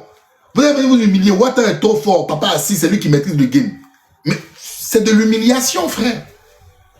C'est de l'humiliation. C'est pas de l'humilité. C'est pas ça l'humilité. C'est de l'humiliation. Parce que ton discours, où tu détaillais les failles de l'État, où tout le monde te regardait avec admiration pour dire, d'accord, ce que tu dis là, c'est vrai. C'est prouvé. Mais là, tu balayes toute la cohérence de ton discours et tu t'es humilié. Tu sais, on peut être excellent, on peut être brillant. Et puis, devant la médiocrité, si la médiocrité a un canon, on risque d'être ridicule. Parce que le courage doit accompagner l'intelligence. Un courageux, là, c'est pas venir mettre sa tête devant le canon. Hein. C'est savoir se positionner vis-à-vis du canon. Est-ce que tu comprends? Je répète, je dis, on peut être excellent et puis chuter, se mettre à genoux devant le médiocre. Pourquoi? Parce que le médiocre peut tenir un canon.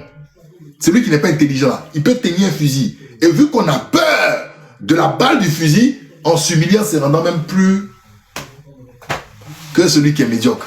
Et c'est pour cela que je dis, l'intelligence ne doit pas seulement, d'accord, être dans l'éloquence. L'intelligence doit faire preuve aussi de beaucoup de choses, de la réalité, de son positionnement, de ce que l'on est, ce que l'on fait et où on se déplace politiquement. Être intelligent, être brillant ne pas dire seulement qu'il faut ouvrir sa bouche pour parler. Non. Donc, on écoute la suite de notre très cher Dr Ousmane. Et nous sommes à une étape très importante de l'unité nationale. Nous avons passé par des présidentielles. Nous sommes passés par des législatives. Nous sommes en fin d'année. Nous allons débuter une nouvelle année 2026. J'ai jugé bon de présenter les excuses. D'abord, je parle à titre personnel dans la vidéo. Si vous la lisez, je parle à titre personnel en disant que je présente mes excuses déjà pour l'ensemble des choses que nous aurions pu faire qui ont vexé un certain nombre de personnes. Parce que dans la politique, parfois on utilise, en répondant à tout le monde, on peut utiliser des mots, on peut utiliser des expressions qui peuvent toucher, qui peuvent vexer. Instinctivement aussi, il y a certaines personnes, dans tous les partis politiques, il y en a. Des personnes qui veulent être radicales, des personnes qui veulent garder un certain extrémisme. Ça n'a rien à voir même avec la radicalité. Parce que, en fait, j'ai vu un commentaire d'une personne qui m'a fait rire. Si le PDCI ne veut plus exister, qu'ils aillent en fait faire une alliance avec le RHDP. D'accord? Si le PDCI RDA veut exister, et ça je m'adresse franchement au PDCI RDA, notez, si vous voulez exister, d'accord, allez faire une alliance avec le RHDP, et puis on se donne rendez-vous dans quelques temps, ça va être très rapide même. Si vous voulez exister, faites. Le RHDP va vous accueillir les bras ouverts, les enfants du feu Boigny seront ensemble, mais vous allez voir quelque chose, vous allez comprendre Henri Konan Bédié. Allez faire votre mariage. Pour le bonheur de la Côte d'Ivoire. Tant que ça sied à la Côte d'Ivoire, super. Et vous allez donner raison à Henri Konan Bédié. Vite, vite même. Ça va même pas durer. Ça va peut-être même faire même 1 an et demi. 1 an et demi même. Ça va aller très rapidement. Ça va aller très rapidement. Allez-y. Moi, je vous encourage, vous êtes les enfants de Feu Boigny. Nous, on va regarder, d'accord, la réconciliation des enfants de Feu Boigny pour le bonheur de la Côte d'Ivoire. Mais vous allez voir dedans. Donc, ce n'est pas interdit. Et même, je pense que ceux qui sont véritablement pour cette alliance-là, déclarez-vous dès maintenant. Moi, je vais assister à cette alliance-là qui va apporter du tonus et de dynamisme sur le terrain. Mais vous donnerez raison à Henri Konan Bédié très vite. Très très vite, même plus que vous ne le pensez. Donc, ça c'est un conseil, d'accord, d'amis et de frères au PDCI. Allez-y. Allez. Le RHDP vous attend les bras ouverts. Vous verrez. Alors, maintenant, pour continuer sur ce qu'il est en train de dire, il dit nous, et par moment, il dit à titre personnel. Je pense que, pour mon homme la vie, Ousmane Chérif n'est pas venu parler de lui-même. Je pense que derrière Ousmane Chérif, il y a des personnes qui sont avec lui. Et je pense qu'il a reçu aussi des gages et des garanties de certaines personnes du RHDP par rapport à la posture qu'il tient. La posture qu'il tient là, il a certainement eu des gens du RHDP qui lui ont dit il faut rentrer.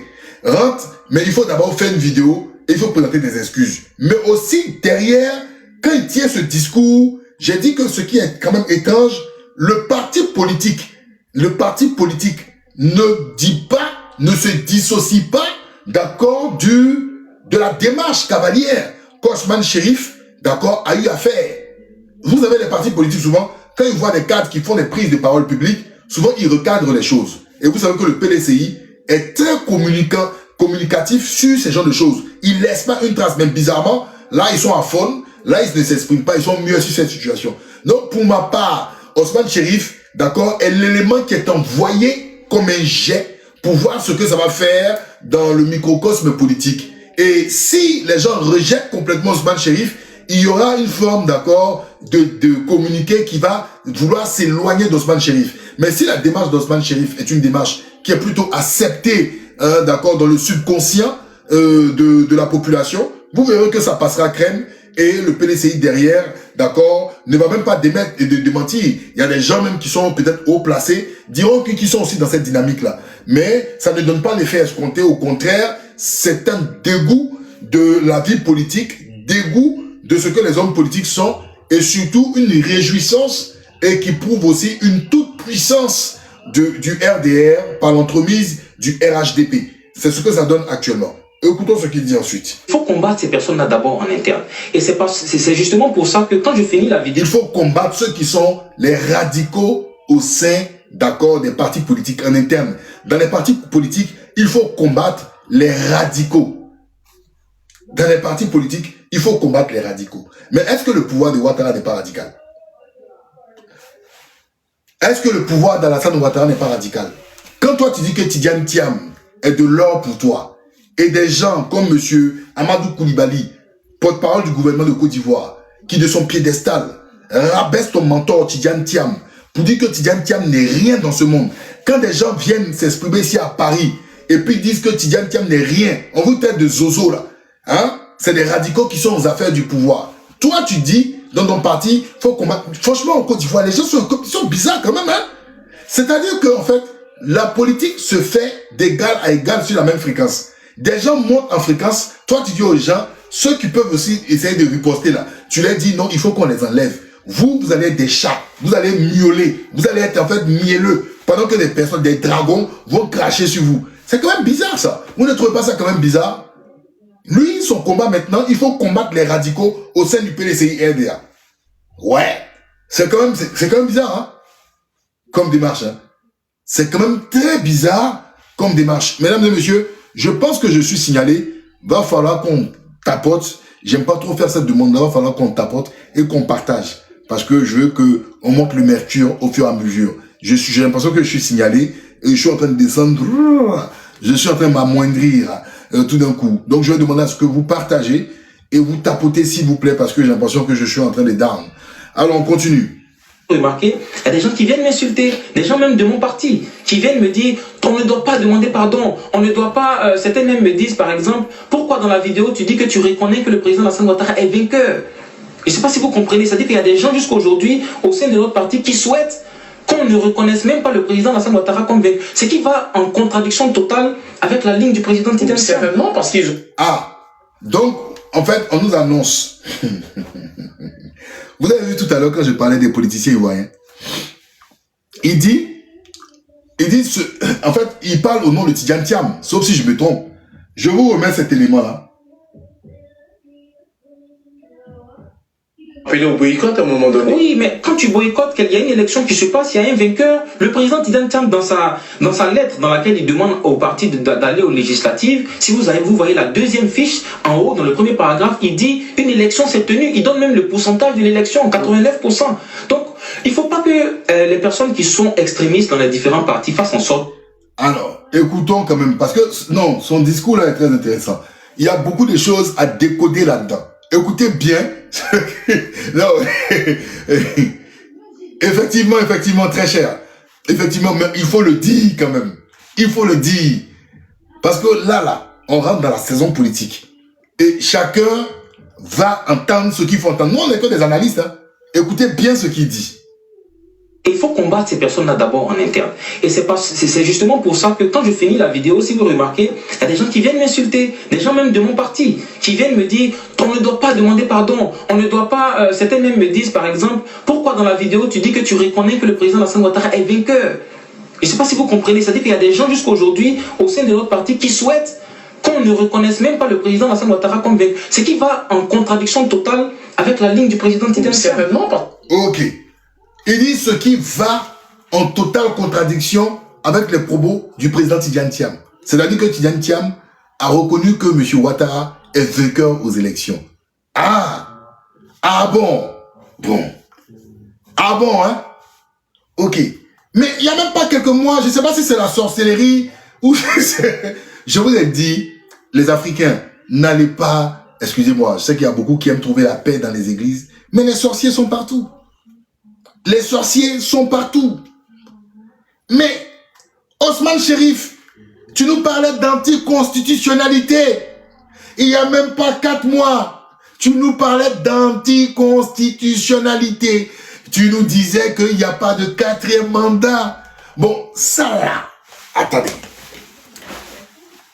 Maintenant, si tu nous dis que c'est Tidjane Thiam, oui, Dondofou, je vois ton message. Il n'y a pas de problème. Bonne année, Dondofou. Tu nous dis, c'est Tidjane Thiam qui reconnaît Ouattara.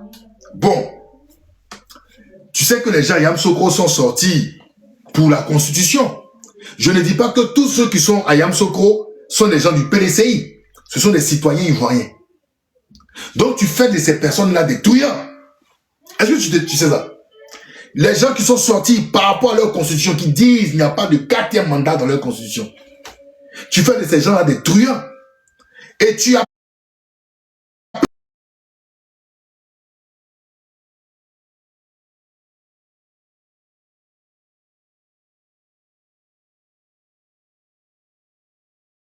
que M. Tidiane Thiam a reconnu que Ouattara est élu à 80%. Mais en fait, il y a un danger. Il y a un gros danger.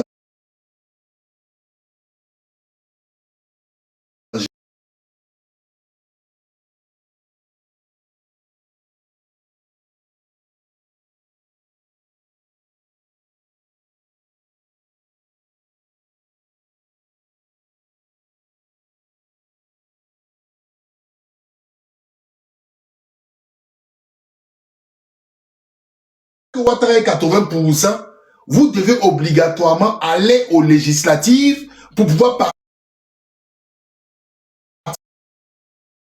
d'accord de l'aboutissement du projet de Ouattara.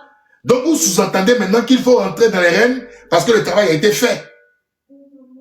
Est-ce de la naïveté ou de la médiocrité ou tout simplement de la sorcellerie politique?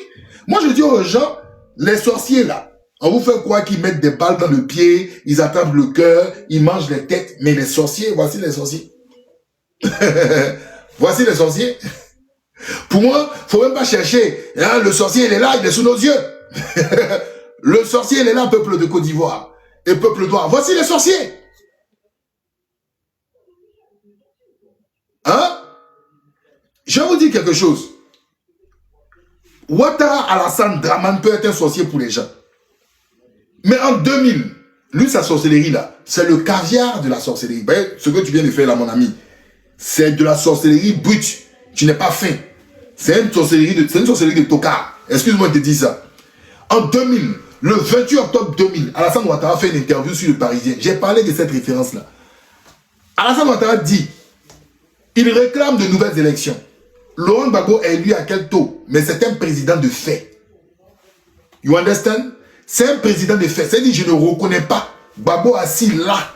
C'est un président de fait. Mais je demande qu'on reprenne les élections. Ça, c'est Alassane Ouattara. Mais toi là même là, toi tu ne fais même pas ce qu'Alassane Ouattara fait. C'est toi. J'ai pas envie d'être vulgaire. L'image que j'ai donnée là, c'est pas bon. Et j'ai trop de respect pour la femme. C'est-à-dire toi-même tu dis, tiens mon bobo Doumao, tiens mon bobo Doumao, tiens mon bobo Doumao. On peut pas être naïf comme ça. Et tu es jeune, tu es brillant. Il y a un problème. Et tu impliques le PDCI RDA dedans. Donc nous, qui ne sommes pas militants du PDCI RDA, on s'en tient à tes paroles. On va demander au PDCI RDA, comme le PDCI RDA, quand la série tout ça, il faisait des communiqués. Donc qu'il soit productif sur les communiqués. Sinon nous, on va se proposer sur ce que tu as dit. C'est-à-dire que ce que Alassane Ouattara a eu là, comme taux là, c'est une reconnaissance. Vous avez l'humilité de reconnaître et vous êtes dans ce jeu-là avec Alassane Ouattara. Donc à partir de ce moment où, c'est-à-dire à Yopougon, les Diaoufoué se plaignent de quelque chose, à Makori, vous venez vous plaindre de quelque chose, ne venez pas exposer cela au peuple. Vous vous enfermez à la maison du parti, vous discutez et puis vous envoyez un courrier à la rue Lepic, vous arrangez entre les petits enfants d'Oufo-Boigny et vous discutez entre vous. Ceux qui ont d'autres problèmes pour la Côte d'Ivoire, eux, ils vont s'arranger pour trouver d'autres solutions parce qu'on n'est pas dans vos micmacs. Parce que ça là, c'est une affaire de famille.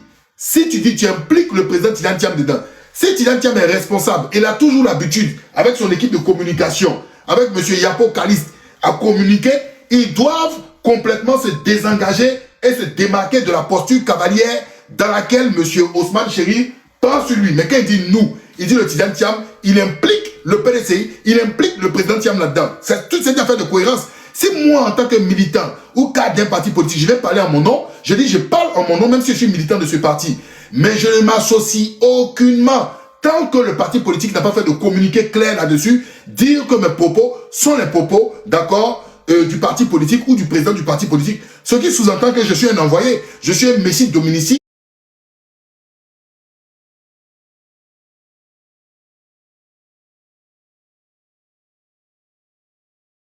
D'accord, du président du parti. Et ça, c'est clair. C'est clair. Voici la vilaine manière de faire la politique en Côte d'Ivoire. Et nous, quand nous tenons ces propos, on dit non, soit on a 6000 km où on est des personnes radicales. C'est ça la radicalité? Être cohérent dans cette radicale? Tu dis que tu ne manges pas à porc, mais c'est toi, on voit toi, moi, après, on l'appelle la soupe de porc. C'est ça être radical? Ah bah si c'est ça, je suis fier d'être le numéro 1, le number 1 des radicaux. Parce qu'au moins, je peux me lever la tête haute et regarder ce que je fais, ce que je dis. Mais je ne peux pas intervenir sur des panels. Je ne peux pas intervenir sur des émissions de télé et je ne peux pas intervenir dans des émissions où je suis en train de prendre la parole, je dis une chose et 3-4 mois après, je viens et mets une chemise comme les Dalton avec un dernier bouton pour venir dire, Monsieur Ouattara, je vous demande pardon. Monsieur Ouattara, mais c'est quoi ça? C'est quoi ça? Monsieur Ouattara, il vous demande pardon. Et je viens sur un plateau pour dire, parler d'humilité, parler de réconciliation. C'est quoi ça là? C'est quoi ça? C'est...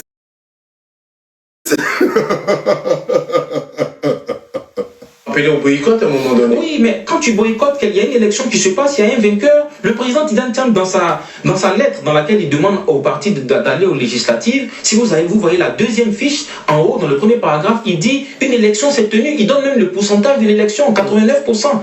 Donc, il ne faut pas que les personnes qui sont extrémistes dans les différents partis fassent en sorte que il faut être lucide en politique. Donc là, Chérif Osman, nous sommes en Côte d'Ivoire. Vous pensez dire la vérité, mais beaucoup... Regardez, il dit, prenez la peine d'étudier les hommes politiques.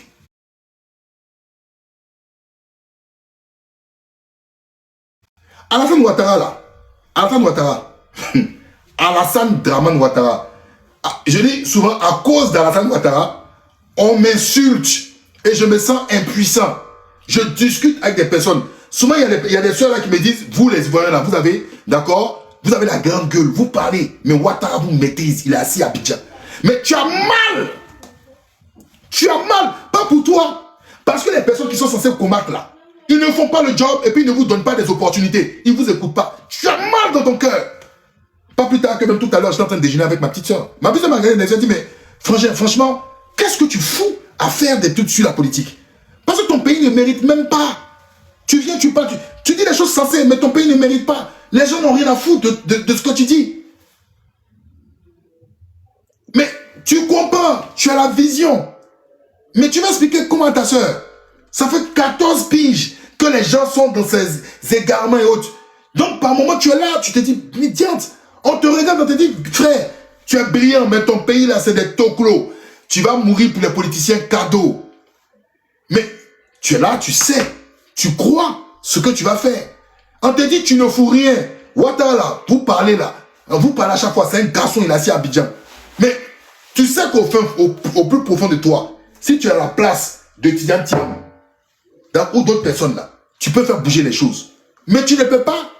C'est là à faire des mangements de partis politiques entre eux. Tu regardes. Merci Laure. La patience est la meilleure des vertus. Donc tu attends. Et tu continues d'analyser et tu comprends.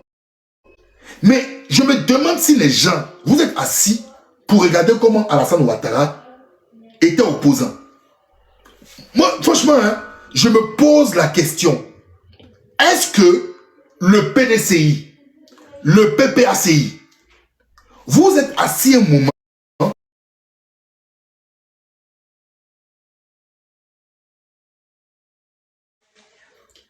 Ah ouais, pardon. Ferme dans le couloir et puis je vais être tué. Ok. En fait, je suis inspiré. Hein, bro. Parce que celle-là.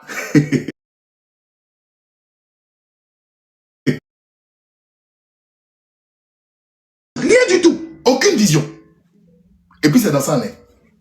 C'est-à-dire que toi, tu es dans le peuple. Celui qui est en haut, qui doit te servir d'intermédiaire pour trouver des gens. Vous êtes dans la même situation. Hein. Tu l'appelles honorable, tu l'appelles tant. Il n'a aucune connexion.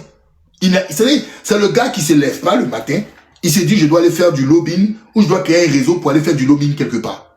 C'est le gars, en fait, lui, tant qu'il a ses intérêts, ses frais d'émolument, il mange tranquillement, il est avec sa petite famille, hein, il gère ses petites gourdes tranquilles. En fait, c'est que ça, quoi. C'est ça, en fait. C'est des gars. Donc, ils n'ont aucune ambition. Et pour eux, le pouvoir, on va mettre ça dans leurs mains. Il y a d'autres qui se sont dit, hey, Thiam est venu. Thiam, il a les mêmes réseaux que Ouattara. Comme Thiam, il a les mêmes réseaux que Ouattara, on va se mettre derrière Thiam. Quand Thiam, ça a commencé à caler, les gars ont commencé à reculer. Voilà. C'est les gars qui sont assis, à ne rien foutre, à porter des chemises en pagne, à l'effigie de leur parti politique, à aller dans les meetings, à aller danser les petits drapeaux. Hein? C'est pas ça, les gars. Ça, on fait ça quand tu es avec des gens comme les Bédiers, parce qu'ils sont un peu souples. Tu fais ça avec des gens comme Babo, parce qu'ils sont un peu souples. Mais Ouattara, là,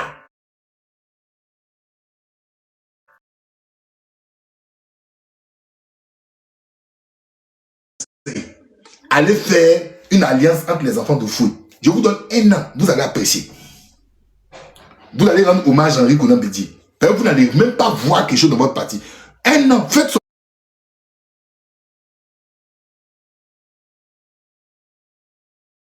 réconciliation.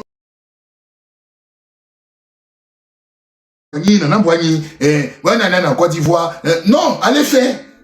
Vous allez apprécier. Vous n'allez rien voir dedans. Mais je dis, d'accord, je reviens, je dis la machine du anaconda. Mais je dis, du serpentin à l'anaconda que le RHDP est devenu. Est-ce que vous avez étudié le mouvement de vache maigre? Avez-vous étudié le mouvement de vache maigre? C'est-à-dire que Ouattara, Gbagbo Laurent, opposant historique de Fouet-Boigny, vient aux affaires. Et puis on dit que c'est le FPI qui gère la rue. Et puis Alassane Ouattara va faire interview. Il dit que Gbagbo là, il est à Abidjan. Et puis il dit, Gbagbo n'est pas président, il est président de fait. Moi, il demande à l'ONU de reprendre les élections. C'est ça là, on appelle garçon. Mais vous savez pourquoi il fait ça? Il a sa femme qui s'appelle Dominique Nouvian-Ouattara. Dominique Nouvian-Ouattara là, hein? Elle discute avec des gens comme Yves Tréhard. Et puis Yves Tréhard là, il travaille dans un journal qui s'appelle Le Figaro. Et le propriétaire du Figaro là, hein, c'est la famille Dassault. Ce sont des juifs. Elle a ses entrées là-bas. En même temps, il discute avec Laurent Fabius, il est de la gauche. C'est-à-dire qu'elle va à rue de Solferino. Des gars comme les DSK là, elle échange avec eux. C'est-à-dire la classe là, la droite comme la gauche politique française, elle a ses entrées là-bas. Et puis Ouattara là, hein, il connaît en même temps quelqu'un qui est à l'ONU, Madame Rice, qui est là-bas, par le biais de Diané. Parce que Diané fait du lobbying pour le RDR au sein du Congrès américain. Est-ce que vous comprenez? Ils n'ont aucune information. Les Américains s'en foutent des États-Unis. Ils n'ont aucune information. Mais eux là, par leur réseau là, il faut dire là-bas que les enfants travaillent dans les champs de cacao. Côte d'Ivoire.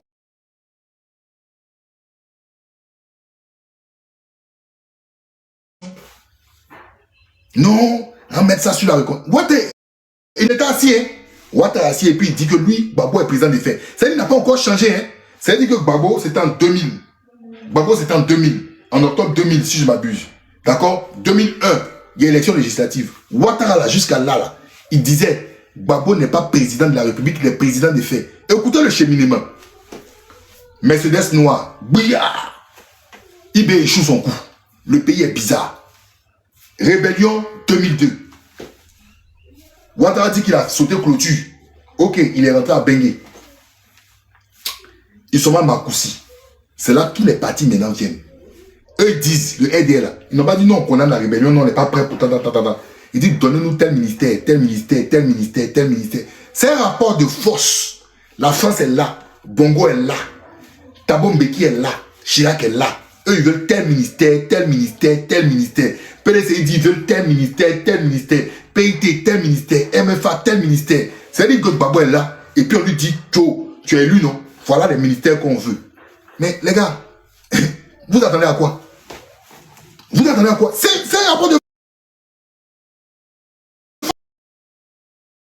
Gbagbo dit, calmez-vous mes petits. Est-ce qu'elle parlait wow? Mais à la fin là, elle est devenue ministre.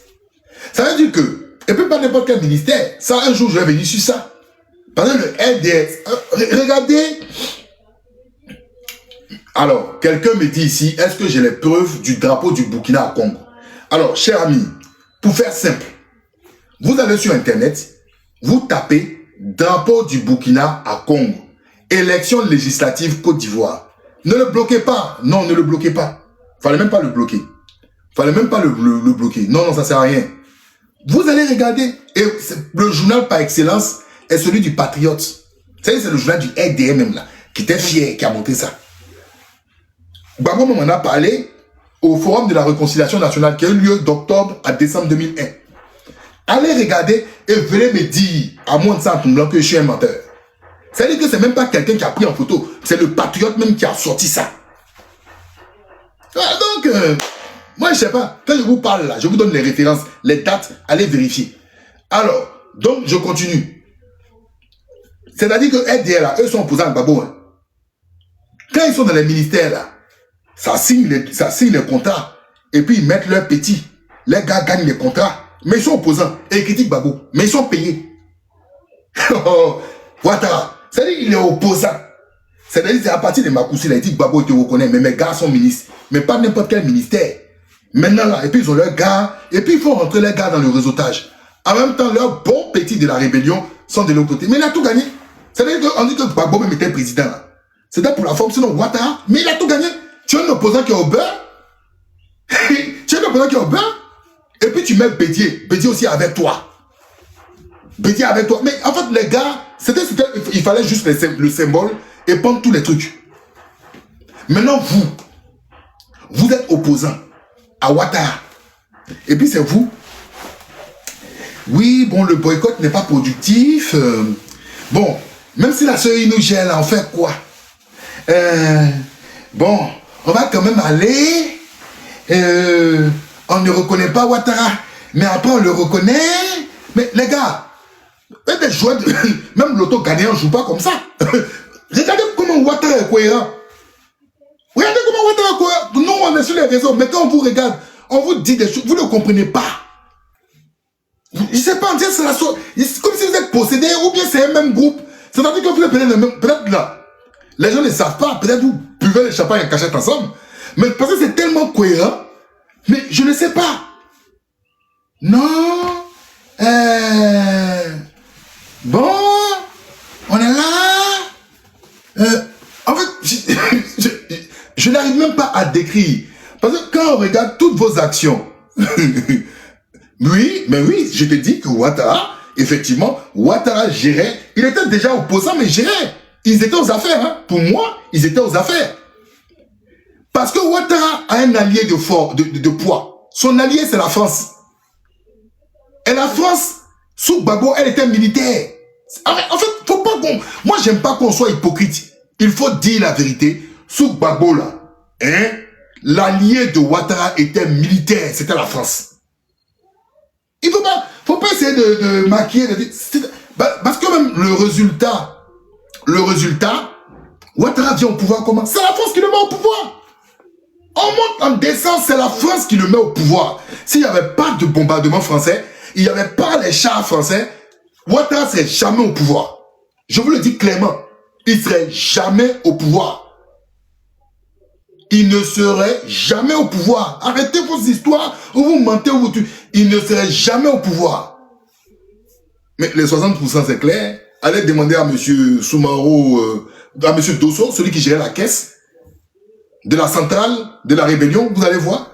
Allez regarder les contrats d'attribution au niveau du ministre de la communication de l'époque sur les licences téléphoniques. Vous allez voir les parts que les gars ont gagné dedans.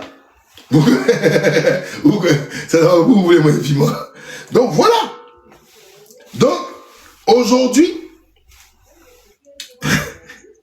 résultat, les gens n'aiment pas qu'on parle de l'histoire. Le présent, qu'est-ce que j'ai dit sur le présent? Le présent, on a un pouvoir qui est extrêmement fort.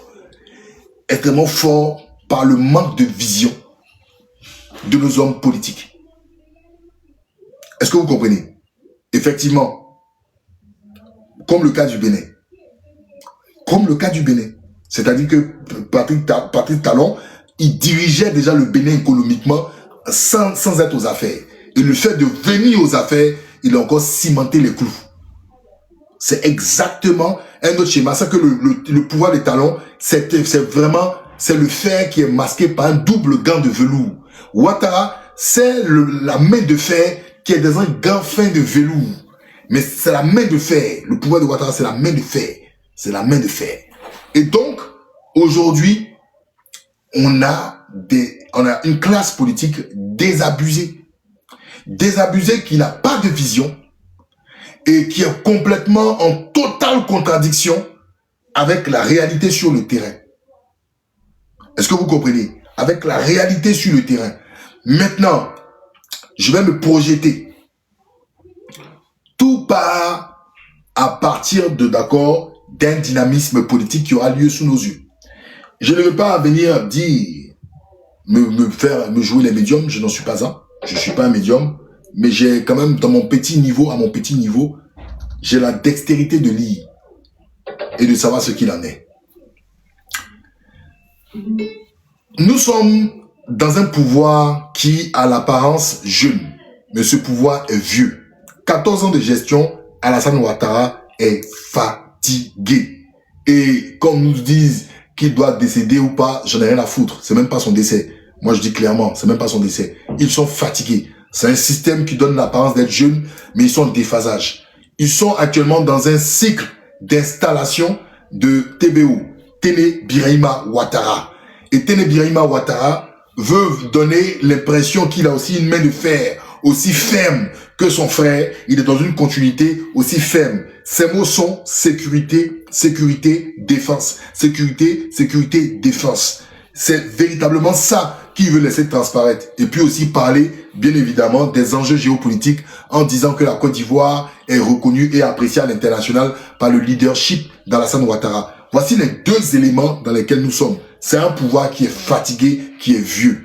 Qu'est-ce qu'il en est de la classe politique? Quelle est l'offre que la classe politique doit avoir? Moi, je le dis clairement, l'offre politique que la classe politique doit avoir, c'est de toujours être dans une posture d'opposition. Et quand on est opposé à quelqu'un, d'accord, on ne va pas rouler ou faire de la plaventrice devant la personne. Les actes que chaque jour il pose, il faut toujours les dénoncer. Qu'on soit ou pas dans les élections, il faut avoir toujours cela pour avoir la voix pour le peuple. Est-ce que vous comprenez? Ça ne fait pas de vous des gens qui n'êtes pas ivoiriens. Au contraire, ça fait du dynamisme dans le jeu politique. Regardez même le législatif qui ne nous intéressait pas. Qu'est-ce qu'on n'a pas vu? On a vu à Diabo une candidate prendre un véhicule militaire. Et c'est là maintenant un véhicule militaire pour sa campagne. C'est là maintenant monsieur Koulibaly Kubier vient parler de cela. Mais quand monsieur Téné Birahima Ouattara offre des cartes de la CMU à des gens à Bobo, pourquoi il parle pas de ça? Il est complètement muet. C'est ça. C'est ça on doit dénoncer. Pourquoi quand des gens viennent donner de l'argent dans une campagne, pourquoi quand Madame Marietou Koné vient prendre des ambulances, d'accord, pour les présenter avec l'argent du contribuable, il n'en parle pas? Kubier, il y a des gens dont il peut pas parler. Il peut pas parler de Téné Birahima Ouattara. Il peut pas le critiquer, le mettre à sa place, parce qu'il connaît sa place, il sait très bien. Et c'est là on doit voir les opposants parler pour la Côte d'Ivoire. Mais vous ne parlez pas. Et puis vous venez dire qu'il faut venir demander pardon à tonton, pardon à tata. Et puis qui va se mettre derrière vous? C'est ça votre politique là? C'est ça, la politique, c'est ça? La politique, la politique, la politique. Aucune dignité. Et puis ce que je suis en train de faire là, vous pouvez le faire, tu pourrais rester où tu étais là. Et puis tu prenais ta caméra, tu t'assois, toi au moins tu es cadre d'un parti et puis tu parles. Mais tu ne parles pas. Tu ne parles pas. Pourquoi tu parles pas? Tu vas assurer tes arrières? Pour qui? Pourquoi?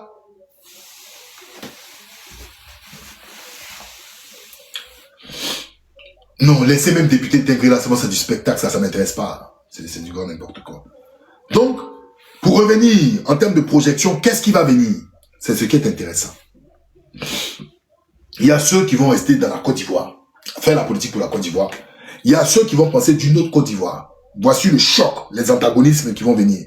Il y a ceux qui vont rester en Côte d'Ivoire, faire de la politique pour la Côte d'Ivoire. Il y a ceux qui vont vouloir penser une autre Côte d'Ivoire. Et ceux qui vont penser une autre Côte d'Ivoire, n'ayez pas peur, n'ayez pas honte.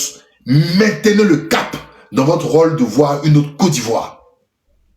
Et cette autre Côte d'Ivoire-là, elle viendra. Cette autre Côte d'Ivoire viendra. Vous qui êtes opposé au 4e mandat, n'ayez pas honte d'être contre le 4e mandat. Ce n'est pas une malédiction.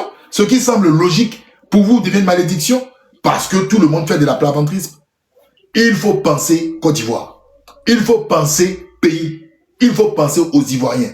Il faut penser à ces personnes-là qui ne sont pas dans le même dispositif que ces aplaventristes, que ces personnes aujourd'hui qui pensent qu'il faut faire la politique en Côte d'Ivoire en toujours demandant pardon à Alassane Dramane Ouattara. Alassane Dramane Ouattara n'a pas demandé pardon à quelqu'un dans son parcours. Montrez-moi une vidéo où Alassane Ouattara a demandé pardon à Gbagbo, demandé pardon à Gueye, demandé pardon à Bédier. Il n'a jamais demandé pardon. C'est pour ça qu'il appelle Bravcher, non? Pourquoi il appelle Bravcher? Eux aussi, il ne veut pas qu'il y ait d'autres Bravcher dans les partis. C'est là maintenant l'autre vient vous dire, il vous dit d'être des toutous, d'être des chats, de miauler comme des chats. D'accord? Ne miaulez pas comme des chats. Si vous avez la conviction, la Côte d'Ivoire va mal, elle se porte mal, très mal. Si eux n'ont pas le cran de dire que la Côte d'Ivoire va mal, vous continuez dans vos analyses et dites que la Côte d'Ivoire va mal. Parce que quand vous dites que la Côte d'Ivoire va mal, c'est pour vos parents, c'est pour ses parents. Si aller en politique, c'est faire du théâtre, aller en politique, c'est faire du théâtre, laissez-les, ils vont faire du théâtre. On va remettre des émissions comme Dimanche Passion et ils vont venir faire, d'accord, du théâtre à chaque moment. Dans ces propos-là, vous l'avez entendu demander pardon au peuple de Côte d'Ivoire? Dans ces propos-là, vous l'avez entendu? Il demande pardon à qui? Alassane Dramane Ouattara et sa clique. Parce que ils ne craignent même pas le peuple de Côte d'Ivoire. Eux là, ils ont peur d'Alassane Ouattara. Alassane Ouattara les effraie. Oh, Ouattara va me prendre. Ouattara va me prendre. Oh, s'il me prend, qu'est-ce que je vais faire, oh, ma carrière, oh, hein, qu'est-ce que je vais faire, ma carrière. Mais si je suis un manipulateur, mais il faut me féliciter, monsieur Kanté. Parce qu'en politique, on manipule. Tu me dis, je suis un manipulateur. Mais c'est qu'il faut me féliciter. C'est que je suis dans votre école. Parce que Ouattara vous manipule. Ouattara vous manipule. En politique, on manipule. Si tu me dis, je suis un manipulateur, c'est que je suis à la bonne école. C'est que mine de rien, je ne suis pas seulement que nul. J'ai appris à vos côtés. Vous-même, quand vous êtes dans un pays, et puis des gens viennent dire, je demande pardon au président, en 2025, ça vous fait pas honte? Autant de Oufoué, dans les années 70, là, 60, là, je pouvais comprendre. Mais en 2025, vous-même, quelqu'un qui a toute sa tête, un intellectuel, qui vient devant une caméra pour dire, je demande pardon au président, parce que monsieur m'a comporté. Vous-même, vous n'avez pas honte? Vous n'avez pas honte? Et c'est moi, vous venez traiter des manipulateurs. Mais non, le monde, il est à l'envers. Le monde, il est à l'envers. Mesdames et messieurs, c'était mon allocution pour 2026. Il y a tant de choses à dire et tant de choses à faire. Ne soyons pas pressés. Il y a une seule personne qui tient le gousset ou le sablier, c'est le Créateur. Le reste, ce sont que des affabulateurs. Restez tranquille. Il y a quelqu'un qui tient le sablier. Et vous verrez si j'ai tort ou j'ai raison. En passant.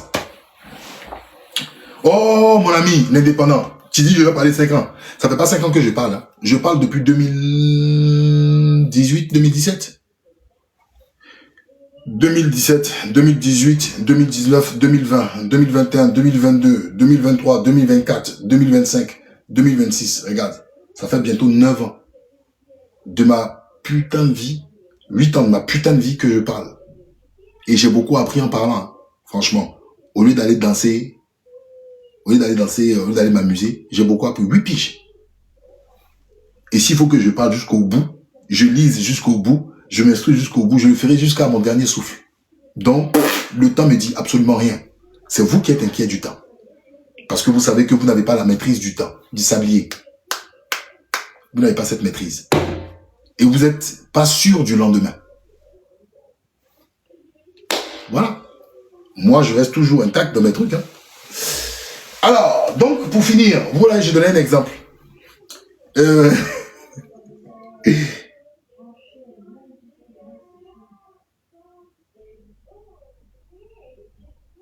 Il y avait les États-Unis qui ont décidé de ne plus donner des visas au pays de l'AES à certains pays africains. Et ces pays-là, de poussière et autres là, ont eu le courage de s'adresser aux États-Unis. On m'a dit hier, une citoyenne américaine, suite au principe de réciprocité, a été refoulée. A été refoulée au Burkina. Où sont passés nos chers politiciens en Côte d'Ivoire pour demander la réciprocité aux États-Unis? Ils ne sont pas là. Ils préfèrent demander pardon à Papa Alassane. Papa Ado. Pardon. On a mal agi. On veut rentrer dans la patrie. J'aime bien le fait que les fourmis ne craignent, peut-être par ignorance, le coup de pied de l'éléphant. Mais quand l'éléphant voit la fourmi, il est paniqué. J'aime bien cela. J'aime bien rêver. J'aime bien rêver. Mais le rêve fait grandir. Sinon, les gens n'auraient pas fait plein d'expériences, plein de choses, parce qu'ils ont rêvé. Nous, on passe notre temps à manger, à tiquer, à être rassasiés, regarder défier leur pagne, attends-moi dans la chambre. C'est tout ce qu'on sait faire. Il faut évoluer. Mesdames et messieurs, je viens de terminer. Je vous remercie vivement d'avoir été nombreux et nombreuses à pouvoir échanger à cette première entrevue de 2026. C'est au Burkina, au Mali, au Niger, cher ami. Oui, c'était au Mali l'événement, mais bon, c'est tout pareil, c'est l'AES qui gagne. Mais merci pour la rectification. Et voilà, mesdames et messieurs, en tout cas, je suis très heureux, d'accord, d'avoir échangé avec vous sur 2026 pour vous dire et vous dire que je n'ai pas du tout changé d'un seul iota. Au contraire, c'est là les choses sérieuses vont commencer. Les gens ont cru qu'on était endormis et autres. Non, on était tout simplement en train de mûrir en étant en hibernation, et puis on revient plus dosé, plus fort pour les analyses sur le continent. J'espère que vous avez apprécié ce moment. Alors, je vais permettre que peut-être 4-5 personnes puissent passer, d'accord? 4, 5, 6 personnes puissent passer avec des petits messages hein, de 3-4 minutes. D'accord? Ok, c'est parti.